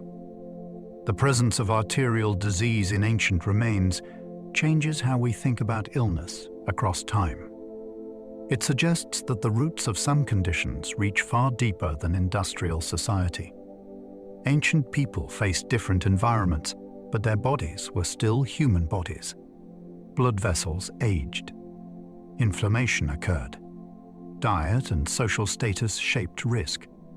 Smoke from fires, chronic infection, and stress may have influenced health in ways researchers are still exploring. Mummies are uniquely useful because soft tissue can preserve signs that skeletons alone might miss. When specialists examine arteries, they can sometimes identify calcified deposits that survived the embalming process. This gives medicine a longer timeline. It allows scientists to ask which parts of disease come from modern habits and which belong to older biological patterns. The result is strangely humbling. Across thousands of years, beneath very different clothes and beliefs, people carried vulnerabilities we still recognize. Their preserved bodies speak to our own. Ancient teeth show heavy wear from gritty bread and sand. Bread was a staple of the Egyptian diet, but it was not always soft by modern standards. Grain could pick up grit during harvesting, grinding, and preparation. Stone grinding tools shed tiny particles. Desert dust could enter food at many stages. Over time, chewing this material wore teeth down severely. Some mummies and skeletons show flattened crowns, exposed dentine, abscesses, and jaw problems linked with dental stress. This detail makes daily life suddenly vivid. A person did not need sugar-filled sweets to suffer serious dental pain. Ordinary meals could slowly grind the mouth down. Elite people were not immune, because everyone depended on grain products. Dental evidence also helps researchers understand age, diet, and health. Teeth are durable witnesses. They record habits that written texts rarely describe. When we imagine ancient Egypt, we often picture gold, temples, and royal burials. Worn teeth remind us of breakfast, hunger, labor, and the rough texture of everyday survival. Some mummies contain evidence of healed fractures and medical care. A broken bone that has healed tells a quiet story of survival. It means the person lived long enough for the body to repair itself. In some cases, alignment suggests that the injury may have been supported or treated. Ancient Egyptian medical knowledge encoded practical approaches to wounds, splints, bandaging, and observation. Their healers did not have modern surgery or antibiotics, but they could recognize injuries and apply methods that sometimes worked. Evidence of healing also reveals the social side of illness. A person with a serious fracture may have needed help with food, movement, and work during recovery. Survival could depend on care from family or community. Mummies allow researchers to see these moments long after the voices are gone. A healed break is not just damage. It is a sign of pain endured, treatment attempted, and time granted. It reminds us that ancient bodies carried biographies, including accidents that changed daily life. Tattoos on female mummies may have carried protective religious meaning. Some ancient Egyptian women were buried with marks on their skin that may have served more than decoration. Tattoo patterns have been found on areas such as the abdomen, thighs, chest, and arms. Their placement has led researchers to consider connections with fertility, childbirth, music, ritual performance, or protection. In some cases, the marks include symbols linked with deities and sacred power. These discoveries are important because skin rarely survives well enough to preserve such evidence.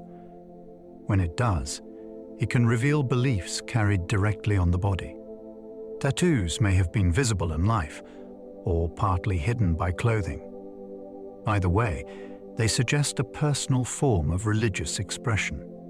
The marks could accompany a woman through danger, transition, and death. They also challenge the idea that ancient Egyptian bodies were only transformed after burial. Some people carried sacred signs while alive, and those signs remained with them into the tomb. One tattooed mummy shows sacred symbols across her neck and shoulders. One remarkable woman from Deir el-Medina preserved a set of tattoos that astonished researchers. Her skin bears religious imagery placed where it could have been seen during life. Some symbols are associated with protection, divine presence, and ritual power. The location across the upper body suggests that the markings may have communicated identity or spiritual role. Deir el-Medina was home to skilled workers who built and decorated royal tombs, so the community was deeply connected with religious art and funerary knowledge. This makes the tattoos even more intriguing. They may represent personal devotion within a highly specialized village. Unlike jewelry, tattoos cannot be removed at the end of a ceremony. They turn the body itself into a sacred surface. The woman's preserved skin gives us rare evidence of how belief could be worn permanently. Her marks are not just ancient designs. They are decisions made in life that survived through death. Mummified skin can preserve ancient tattoos with remarkable clarity. Skin is usually one of the first things time destroys, which makes preserved tattoos especially valuable. When mummification or dry conditions protect the surface of the body, dark pigments can remain visible for thousands of years. Modern techniques can reveal even more. Infrared imaging may show marks that are difficult to see with the naked eye because the surrounding skin has darkened. This has transformed the study of ancient tattooing. Designs once overlooked can become readable again. The information is deeply personal. Tattoos may indicate devotion, status, healing, protection, identity, or group belonging. Unlike objects placed in a tomb by others, tattoos were part of the body during life. They traveled with the person through ordinary days before entering the burial. Their survival lets researchers study choices made on skin rather than stone. A preserved tattoo is a rare voice from the living person, still visible on the body, prepared for eternity. Hair analysis can reveal diet, health, and even embalming substances. A strand of hair may look fragile, but it can hold an impressive chemical record. As hair grows, it incorporates elements and compounds from the body. By studying it, researchers can learn about diet, exposure to certain substances, and sometimes changes over time. Hair can also absorb materials used during preparation after death. Oils, resins, and other treatments may leave traces that help reconstruct embalming practices. This makes hair a unique bridge between life and burial. It can show what a person consumed while alive and what was applied after death. In some cases, differences along the length of a strand may suggest shifts in nutrition or health across months. Hair also preserves grooming choices, including cutting, styling, and coloring. It brings a remarkable intimacy to mummy studies. Bones tell us structure. Inscriptions tell us titles. Hair can tell us about the body's chemistry, personal care, and final treatment in a way almost nothing else can. Some mummies still have braided hairstyles from the day they were buried. The survival of ancient hair can be astonishingly immediate. Braids, curls, extensions, and arranged locks sometimes remain in place after thousands of years. These styles were part of how a person was presented for burial, but they may also reflect fashion from life. Hairdressing required skill, time, and cultural knowledge. A braid could be practical, beautiful, symbolic, or all three. In some cases, embalmers preserved an existing style. In others, hair may have been arranged specifically for the funeral. The result is one of the most human details a mummy can carry. A hairstyle can make the dead feel less distant than a coffin inscription. It suggests hands at work, perhaps family members or specialists, preparing someone to be seen properly in the next world. These preserved styles also help scholars understand age, gender presentation, social status, and changing trends. Even after empires fell, the careful work of ancient hairdressers remained. Henna may have colored hair and nails before burial. Color was part of preparing the body for a dignified afterlife.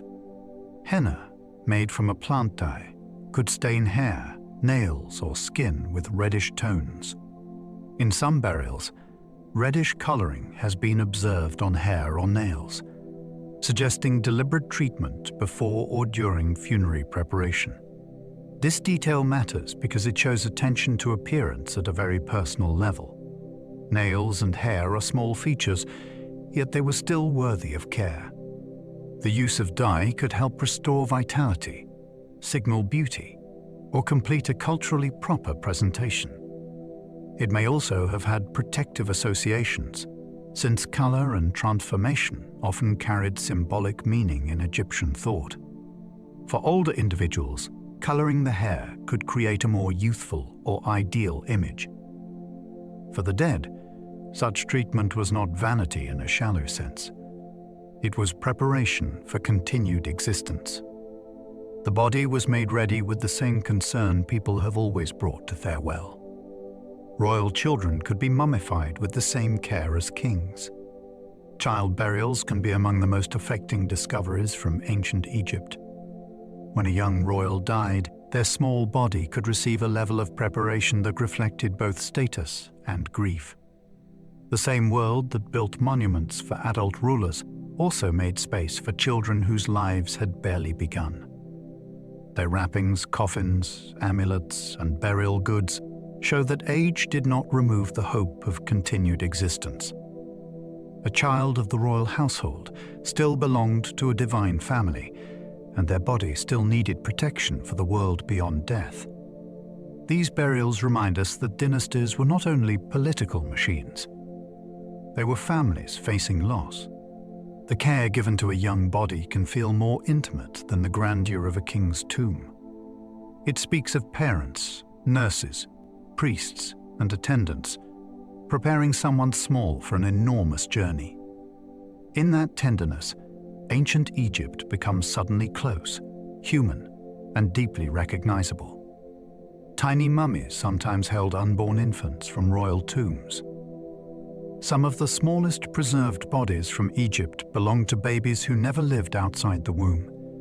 Their presence in royal burials is deeply moving because they reveal losses that formal history usually ignores. Kings and queens appear in inscriptions as powerful figures, but these tiny remains show the private fragility behind the throne. Preparing an unborn child for burial required extraordinary delicacy. The body was small, vulnerable, and easily damaged. Yet it could still be wrapped and placed within a sacred context. This suggests that personhood and family connection mattered even before a public life began. Such mummies also give researchers rare evidence about pregnancy, royal family health, and ancient responses to infant loss. They are not simply medical specimens. They are traces of mourning inside palaces. Their survival reminds us that even the most powerful households faced uncertainty at birth. In a civilization obsessed with eternity, even the briefest life could be given a place. Tutankhamun's tomb contained 2 mummified daughters who died before birth. Inside the young king's burial, excavators found 2 tiny coffins holding female fetuses. Their presence adds a heartbreaking layer to the famous tomb. Amid golden shrines, royal weapons, and dazzling treasures were the remains of children who never grew up. Scientific study has suggested that they were likely related to the king, possibly his daughters. This turns the tomb into more than a royal storehouse. It becomes a family tragedy preserved in miniature. Their careful burial beside him may reflect dynastic hope, parental grief, or the desire to keep the family together beyond death. These little mummies also matter because they help researchers investigate health and heredity in the royal line. Yet their emotional force is just as important. They remind us that Tutankhamun's story was not only about a teenage pharaoh and his treasures. It was also about a fragile household facing loss, succession anxiety, and the quiet sorrow of children who never reached the world. Mummy DNA can reveal family ties between ancient royals.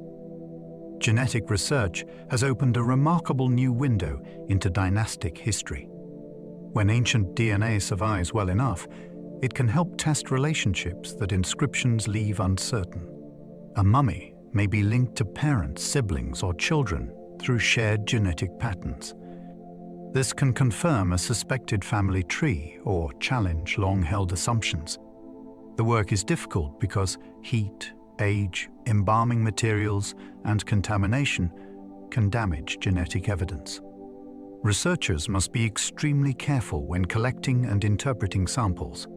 Even partial results can be powerful when combined with archaeology, radiology, and written records. Royal mummies are especially interesting because family relationships affected succession, legitimacy, and political power. A biological connection could support a claim to the throne, while a hidden relationship might change how historians understand a reign. DNA does not replace history, but it adds another voice. It allows the bodies themselves to take part in questions once answered only by monuments and texts. Genetic studies suggest some royal mummies belonged to closely related families. Royal marriage often served political and religious purposes. In some periods, Egyptian rulers married within a narrow family circle to protect dynastic legitimacy and sacred bloodlines. Genetic studies of certain royal remains have suggested close kinship among individuals buried in the same extended line. This can help explain both succession patterns and possible health issues.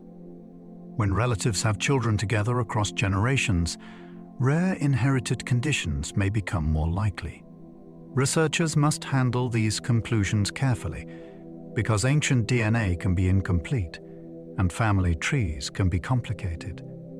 Still, the evidence gives a new biological dimension to royal history. It shows how decisions made for power, theology, or tradition could shape actual bodies. The golden world of palaces becomes more vulnerable when seen through heredity.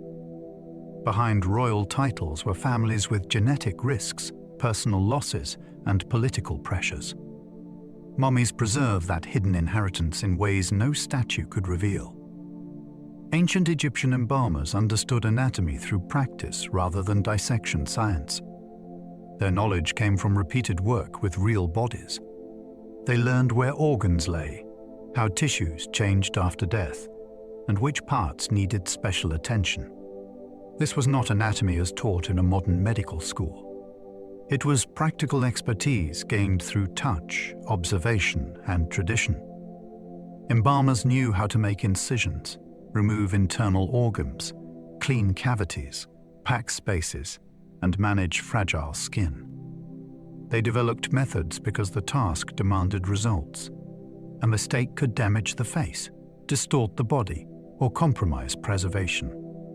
Their experience existed alongside religious rules, which shaped what they did and what they valued. This combination makes their craft fascinating. It was both technical and sacred. They did not dissect for curiosity alone.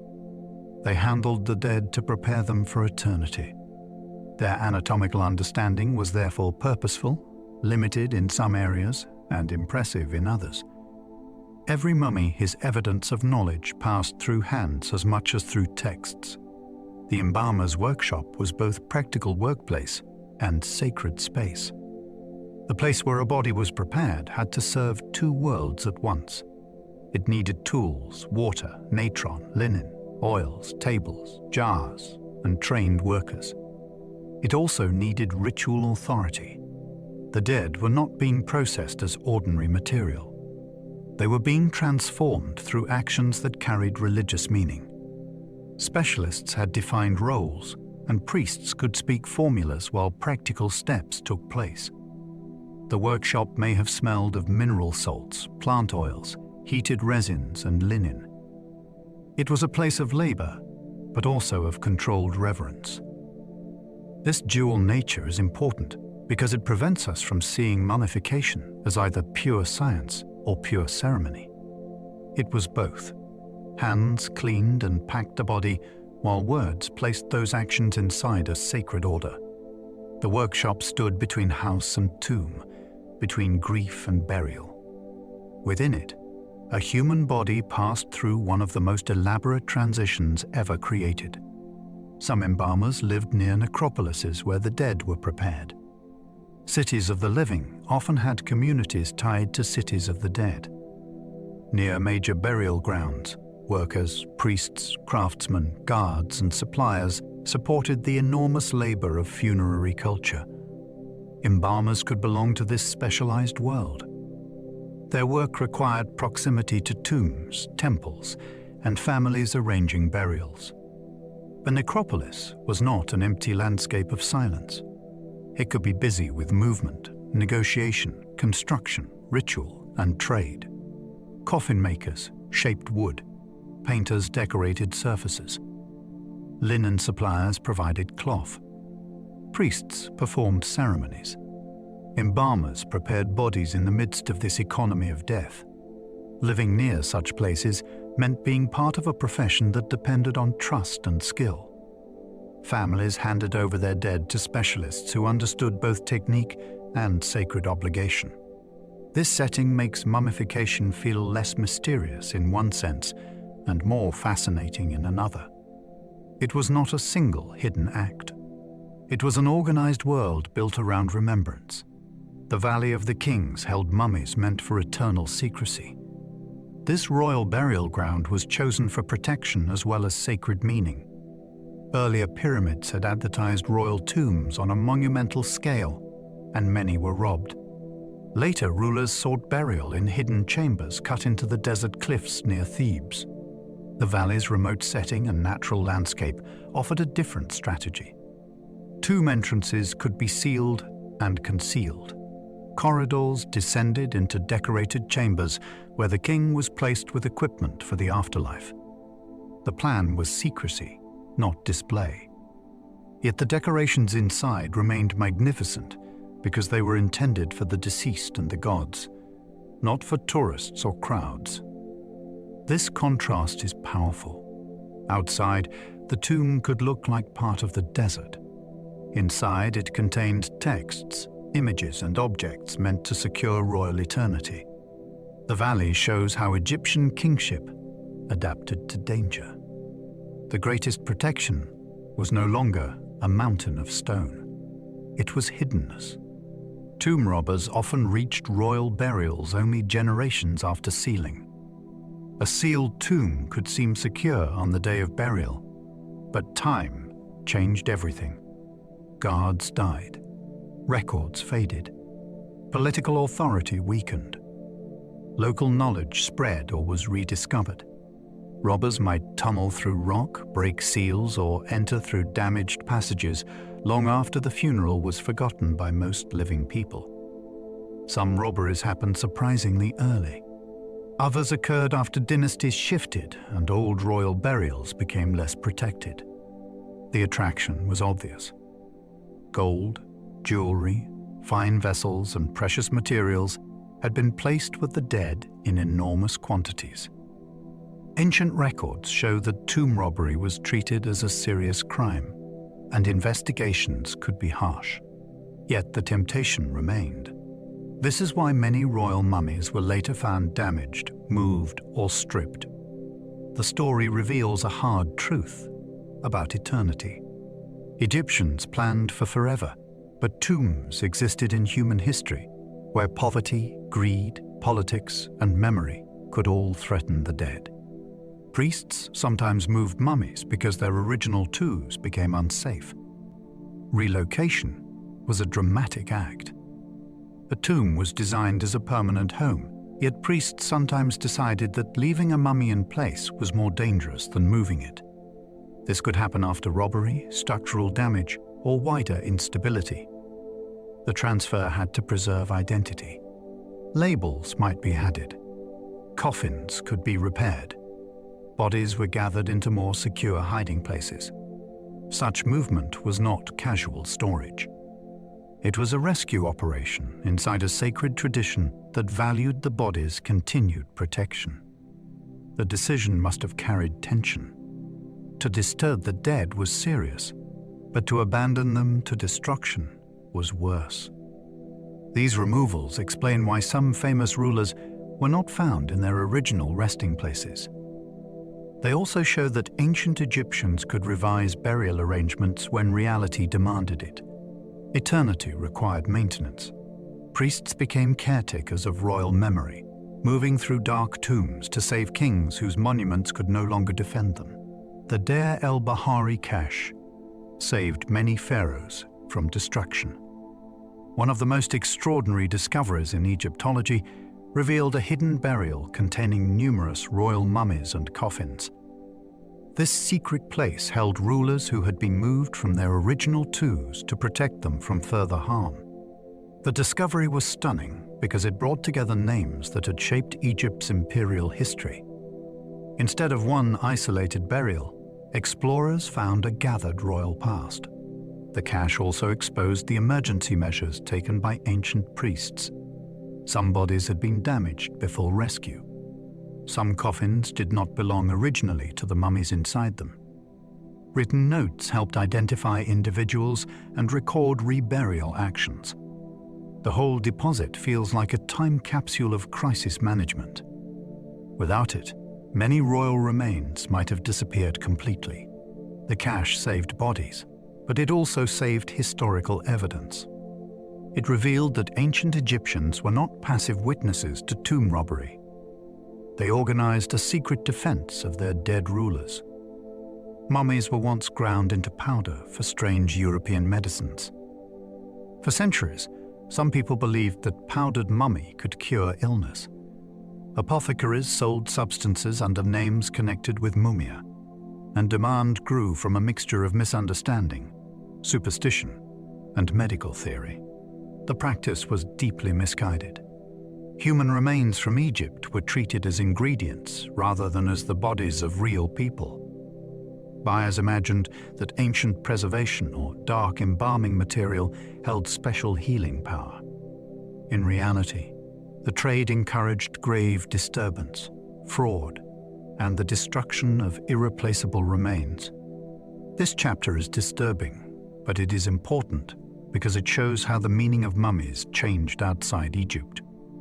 Sacred bodies prepared for eternity became commodities in foreign markets. The same remains that had once been protected by ritual were later scraped, sold, and swallowed. Modern listeners may find this hard to believe, yet it was part of medical history for a long time. It reminds us that fascination without respect can become exploitation. Victorian parties sometimes unwrapped mummies as public entertainment. In the 19th century, Egypt became a source of intense fascination for European audiences.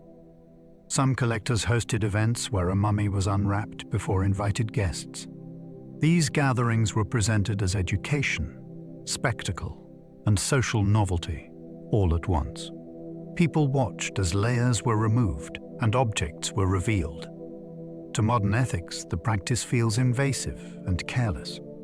It damaged remains, destroyed context, and turned a human body into entertainment. Yet it also reflects a period when archaeology was still developing more respectful standards. Many spectators saw mummies as curiosities from an exotic past, rather than as individuals deserving dignity. The unwrapping craze fed public interest, but it often cost scholars information that could never be recovered. Bandage placement, amulet location, and traces of preparation were lost in the performance. This history matters because it explains why modern museums are more cautious. The past should be studied, but it should not be consumed like a show. Early collectors often damaged mummies before archaeology became more careful. Before scientific excavation standards matured, many ancient remains were removed with little attention to context. Collectors wanted impressive objects, complete coffins, amulets, papyri, and display pieces. In the rush to acquire them, mummies could be broken, stripped, cut apart, or separated from the information that made them meaningful. A small amulet taken from its exact position loses part of its story. A coffin without its burial setting becomes harder to understand. Even well-intentioned explorers sometimes used methods that seem harsh today. They worked in a time when preservation science, cultural sensitivity, and archaeological recording were far less developed. The damage cannot be undone, but it did help shape later reforms. Scholars gradually learned that context is evidence. Modern archaeology pays close attention to layers, placement, materials, and disturbance. The shift marks a profound change in attitude. A mummy is no longer treated as a treasure container. It is an entire archive. Today, conservators protect mummies with humidity, temperature, and light control. Preservation does not end when a mummy enters a museum. Ancient remains can be damaged by modern environments if conditions are not carefully managed. Too much humidity can encourage mold or chemical change. Air that is too dry can make organic materials brittle. Temperature swings can stress fragile tissues, wood, paint, and linen. Light can fade pigments and weaken surfaces over time. Conservators monitor these risks with careful routines and specialized equipment. Display cases may be designed to create stable microclimates. Handling is limited, and movement is planned with great care. The goal is not to make the mummy look new. It is to slow further change while preserving evidence for future generations. This work is often invisible to visitors, but it is essential. A mummy that survived thousands of years can still be harmed by a few decades of poor display. Modern care is a quiet promise to the dead and to the future. Museums now treat human mummies as people rather than curiosities. The way institutions present ancient remains has changed greatly. Many museums now emphasize dignity, consent where possible, cultural context, and the fact that these were once living individuals. Labels may use names when known. Displays may avoid sensational language. Some museums consult with Egyptian authorities, descendant communities where relevant, and ethical specialists. The shift matters because earlier exhibitions often encouraged visitors to stare at mummies as strange objects. Modern interpretation tries to restore humanity. A wrapped body belonged to a person with family, beliefs, illness, work, and a death mourned by others. This does not mean study must stop. It means study and display require care. Human remains can teach extraordinary things, but they should not be reduced to spectacle. The change also asks visitors to look differently. Instead of asking only what is inside the wrappings, we ask who this person was, why they were prepared, and how we should meet them now. Some mummies have never been unwrapped out of respect and preservation. Leaving a mummy wrapped can be a deliberate choice. The linen layers are part of the burial, not an obstacle to be removed. They preserve the work of embalmers, the placement of amulets, and the dignity intended by the funeral. Unwrapping would destroy that arrangement. In the past, curiosity often won. Today, restraint can be more powerful. Imaging technology allows researchers to learn without opening the body, but even when tools exist, not every question must be pursued. Respect and conservation can guide decisions. A sealed mummy carries mystery, but it also carries integrity. The untouched wrappings are a final surface created by ancient hands. They show the rhythm, skill, and care of preparation. To leave them intact is to let part of the ancient intention remain unbroken. This choice reminds us that knowledge has responsibilities. Sometimes the most careful act is not revelation. Sometimes it is protection. Digital unwrapping can reveal amulets still resting against the body. Modern imaging can separate layers virtually. Researchers can look through linen, resin, and packing materials to identify objects hidden inside. A scan may reveal beads, plaques, scarabs, rings, or small figures exactly where embalmers placed them. This is extraordinary because location matters. An amulet near the throat may have a different purpose from one placed on the chest or abdomen. Digital methods preserve that relationship while allowing study. The process can feel almost like entering a sealed ritual without breaking it. Specialists can rotate a three-dimensional model, isolate densities, and examine the arrangement from multiple angles. For the public, these images can be breathtaking because they show that a mummy is not simply a wrapped shape. It is a carefully constructed sacred system. Hidden objects still lie against the body, fulfilling roles assigned thousands of years ago. Digital unwrapping lets us see the invisible architecture of protection while leaving the ancient wrapping in peace. Three-dimensional printing can recreate mummy features without touching remains. Technology now allows researchers to study and share physical information in new ways. Scans can capture the shape of a skull or object inside a mummy. From that data, a three-dimensional printer can produce a replica that can be handled, measured, or displayed without placing the original at risk. This is especially useful when remains are fragile or ethically sensitive. A printed model can help forensic artists reconstruct a face. It can allow students to examine anatomy. It can let museums create educational displays without exposing human remains unnecessarily. The method does not replace the original, but it reduces pressure on it. It also opens access for specialists who cannot travel to the mummy itself. In a fascinating way, modern technology creates a new kind of copy, not for burial, but for preservation and learning. The ancient body stays protected, while its form can still teach, travel, and invite careful study. Ancient resin recipes can identify the choices of individual embalming workshops. Chemical analysis can sometimes distinguish one preparation style from another. Different mixtures may include plant oils, animal fats, waxes, resins, or mineral substances in varying proportions. These choices were not random. They could reflect local traditions, available materials, cost, period, and the habits of particular specialists. By studying residues, researchers can begin to map patterns of practice. One workshop may have favored a certain combination. Another may have used cheaper substitutes. A royal preparation might differ sharply from a modest burial. This turns dark material on wrappings into evidence of ancient decision-making. It also shows that embalmers were not simply following one universal recipe.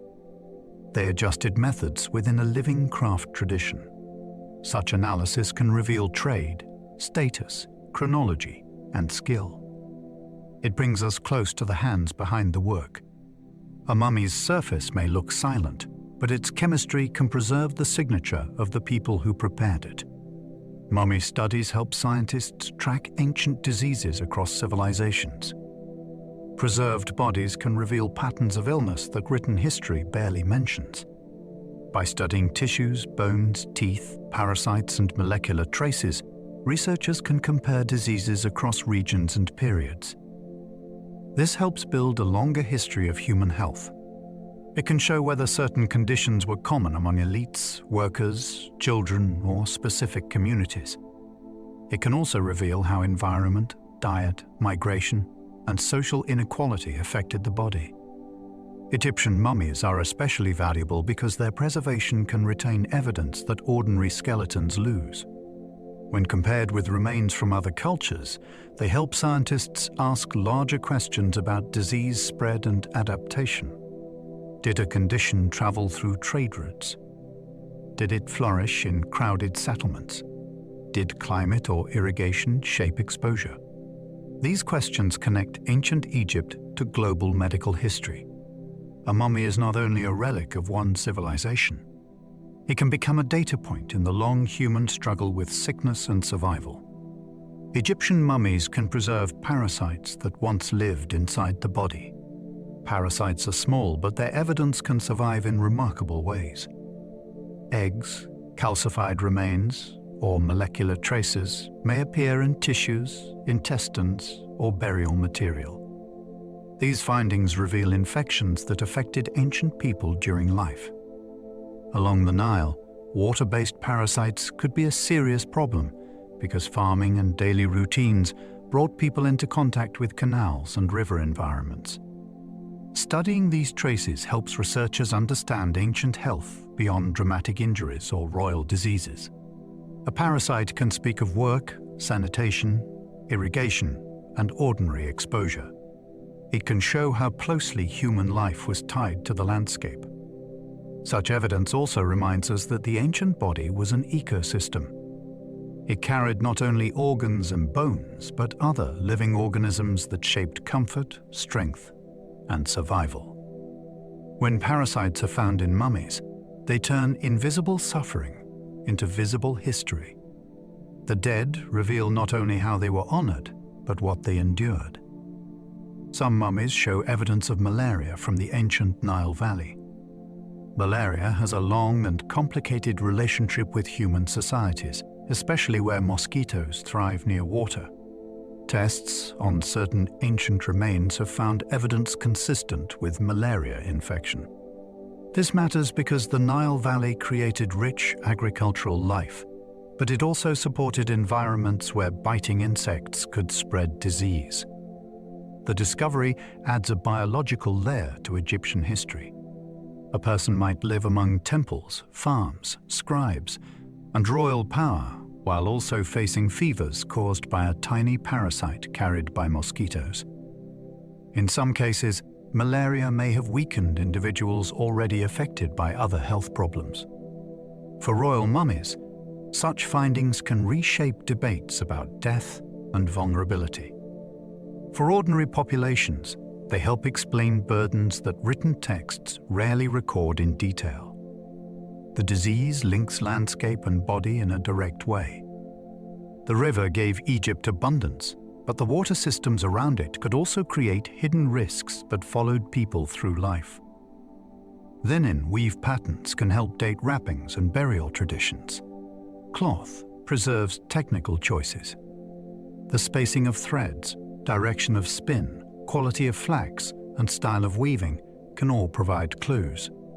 Specialists can compare these patterns with known examples from different periods.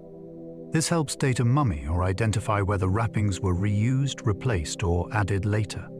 Linen was so central to Egyptian burial that it became a chronological tool as well as a sacred material. The fabric can reveal workshop skill, economic level, and changing habits over time. A fine, tightly woven cloth may suggest wealth or special care. A rougher textile may point to a more modest preparation or reuse. Even the way strips were cut and arranged can be informative. This makes the wrappings an archive in their own right. They are not merely coverings around the evidence. They are evidence.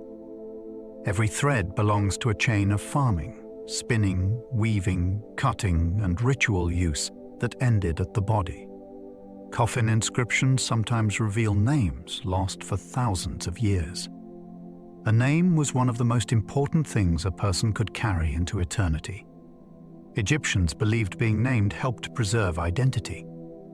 When coffin inscriptions survive, they can restore individuals who would otherwise be anonymous. A line of text may give a name, parentage, title, prayer, or relationship. This can transform a mummy from an unknown body into a person with a place in society. The effect is powerful because time erases most lives completely. A preserved name resists that erasure. It allows scholars to connect a burial with families, professions, temples, or regions. It also changes how visitors respond. An unnamed mummy may feel distant. A named person invites recognition. The inscription does not tell the whole life, but it opens a door. Someone cared enough to write those signs, and the signs endured. After thousands of years, the simple act of reading a name becomes a form of return. A mummy's posture can reveal changing burial customs across Egyptian history. The position of the body tells a story about time, belief, and cultural habit. Early burials often placed people in contracted positions. Later, formal mummification usually arranged the dead extended on the back. Arm placement could vary by period, sex, status, and royal convention. Some rulers were positioned with arms crossed over the chest, a pose associated with kingship in certain contexts. Other bodies show hands at the sides or placed over specific areas.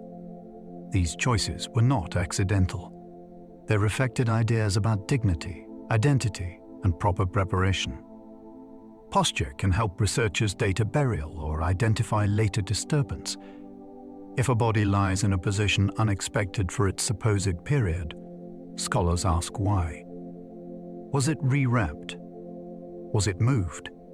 Was it prepared under unusual circumstances? The body's arrangement becomes a clue. Even without words, posture speaks. It shows that Egyptian funerary tradition changed over time and that the dead were posed with intention. Some late mummies were wrapped in bold geometric patterns for display. In later periods, the outside of a mummy could become a striking visual surface. Linen strips were arranged into diamonds, squares, bands, and intricate designs. These patterns required planning and skill. They made the wrapped body itself look finished and impressive, even before a coffin or portrait was considered. This style reflects changing tastes in funerary presentation. The outer wrapping became a place to show order, craftsmanship, and beauty. The effect can be surprisingly modern to the eye because the repeating forms are clean and graphic. Yet they belonged to a deeply ancient purpose. They protected the body while presenting it as ritually complete. Some geometric wrappings also framed painted panels or masks, blending textile design with personal image. These late mummies show that Egyptian burial practice never stopped evolving. Even after centuries of tradition, embalmers and artists found new ways to make the prepared dead visually powerful, dignified, and ready for eternity. Egyptian mummification influenced later ideas about death across the Mediterranean world. Egypt's reputation for preserving the dead spread far beyond its borders. Greek and Roman writers described Egyptian customs with fascination, admiration, and sometimes misunderstanding. Travelers saw temples, tombs, animal burials, and preserved bodies, then carried stories back into wider Mediterranean culture. Under Greek and Roman rule in Egypt, burial practices blended in new ways. Mummification could appear alongside portrait styles, foreign names, and changing religious identities. This mixture influenced how outsiders imagined Egypt as a land of ancient wisdom and unusual death rituals. The preserved body became one of Egypt's most powerful cultural symbols.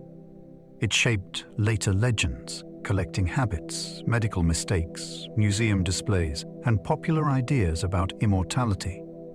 The influence was not always respectful or accurate, but it was enormous. Egyptian mummification gave the Mediterranean world a dramatic example of death treated as preparation rather than ending. Its legacy continued because it made the human desire to endure visible, tangible, and unforgettable. Every mummy is both a preserved body and a message from eternity. At the end of this journey, the most important truth may be the simplest. A mummy is not only evidence of technique. It is a human being transformed by belief, care, fear, status, and hope. Its wrappings may hold clues about religion. Its bones may reveal illness. Its coffin may preserve a name. Its chemistry may record trade. Its posture may mark a period.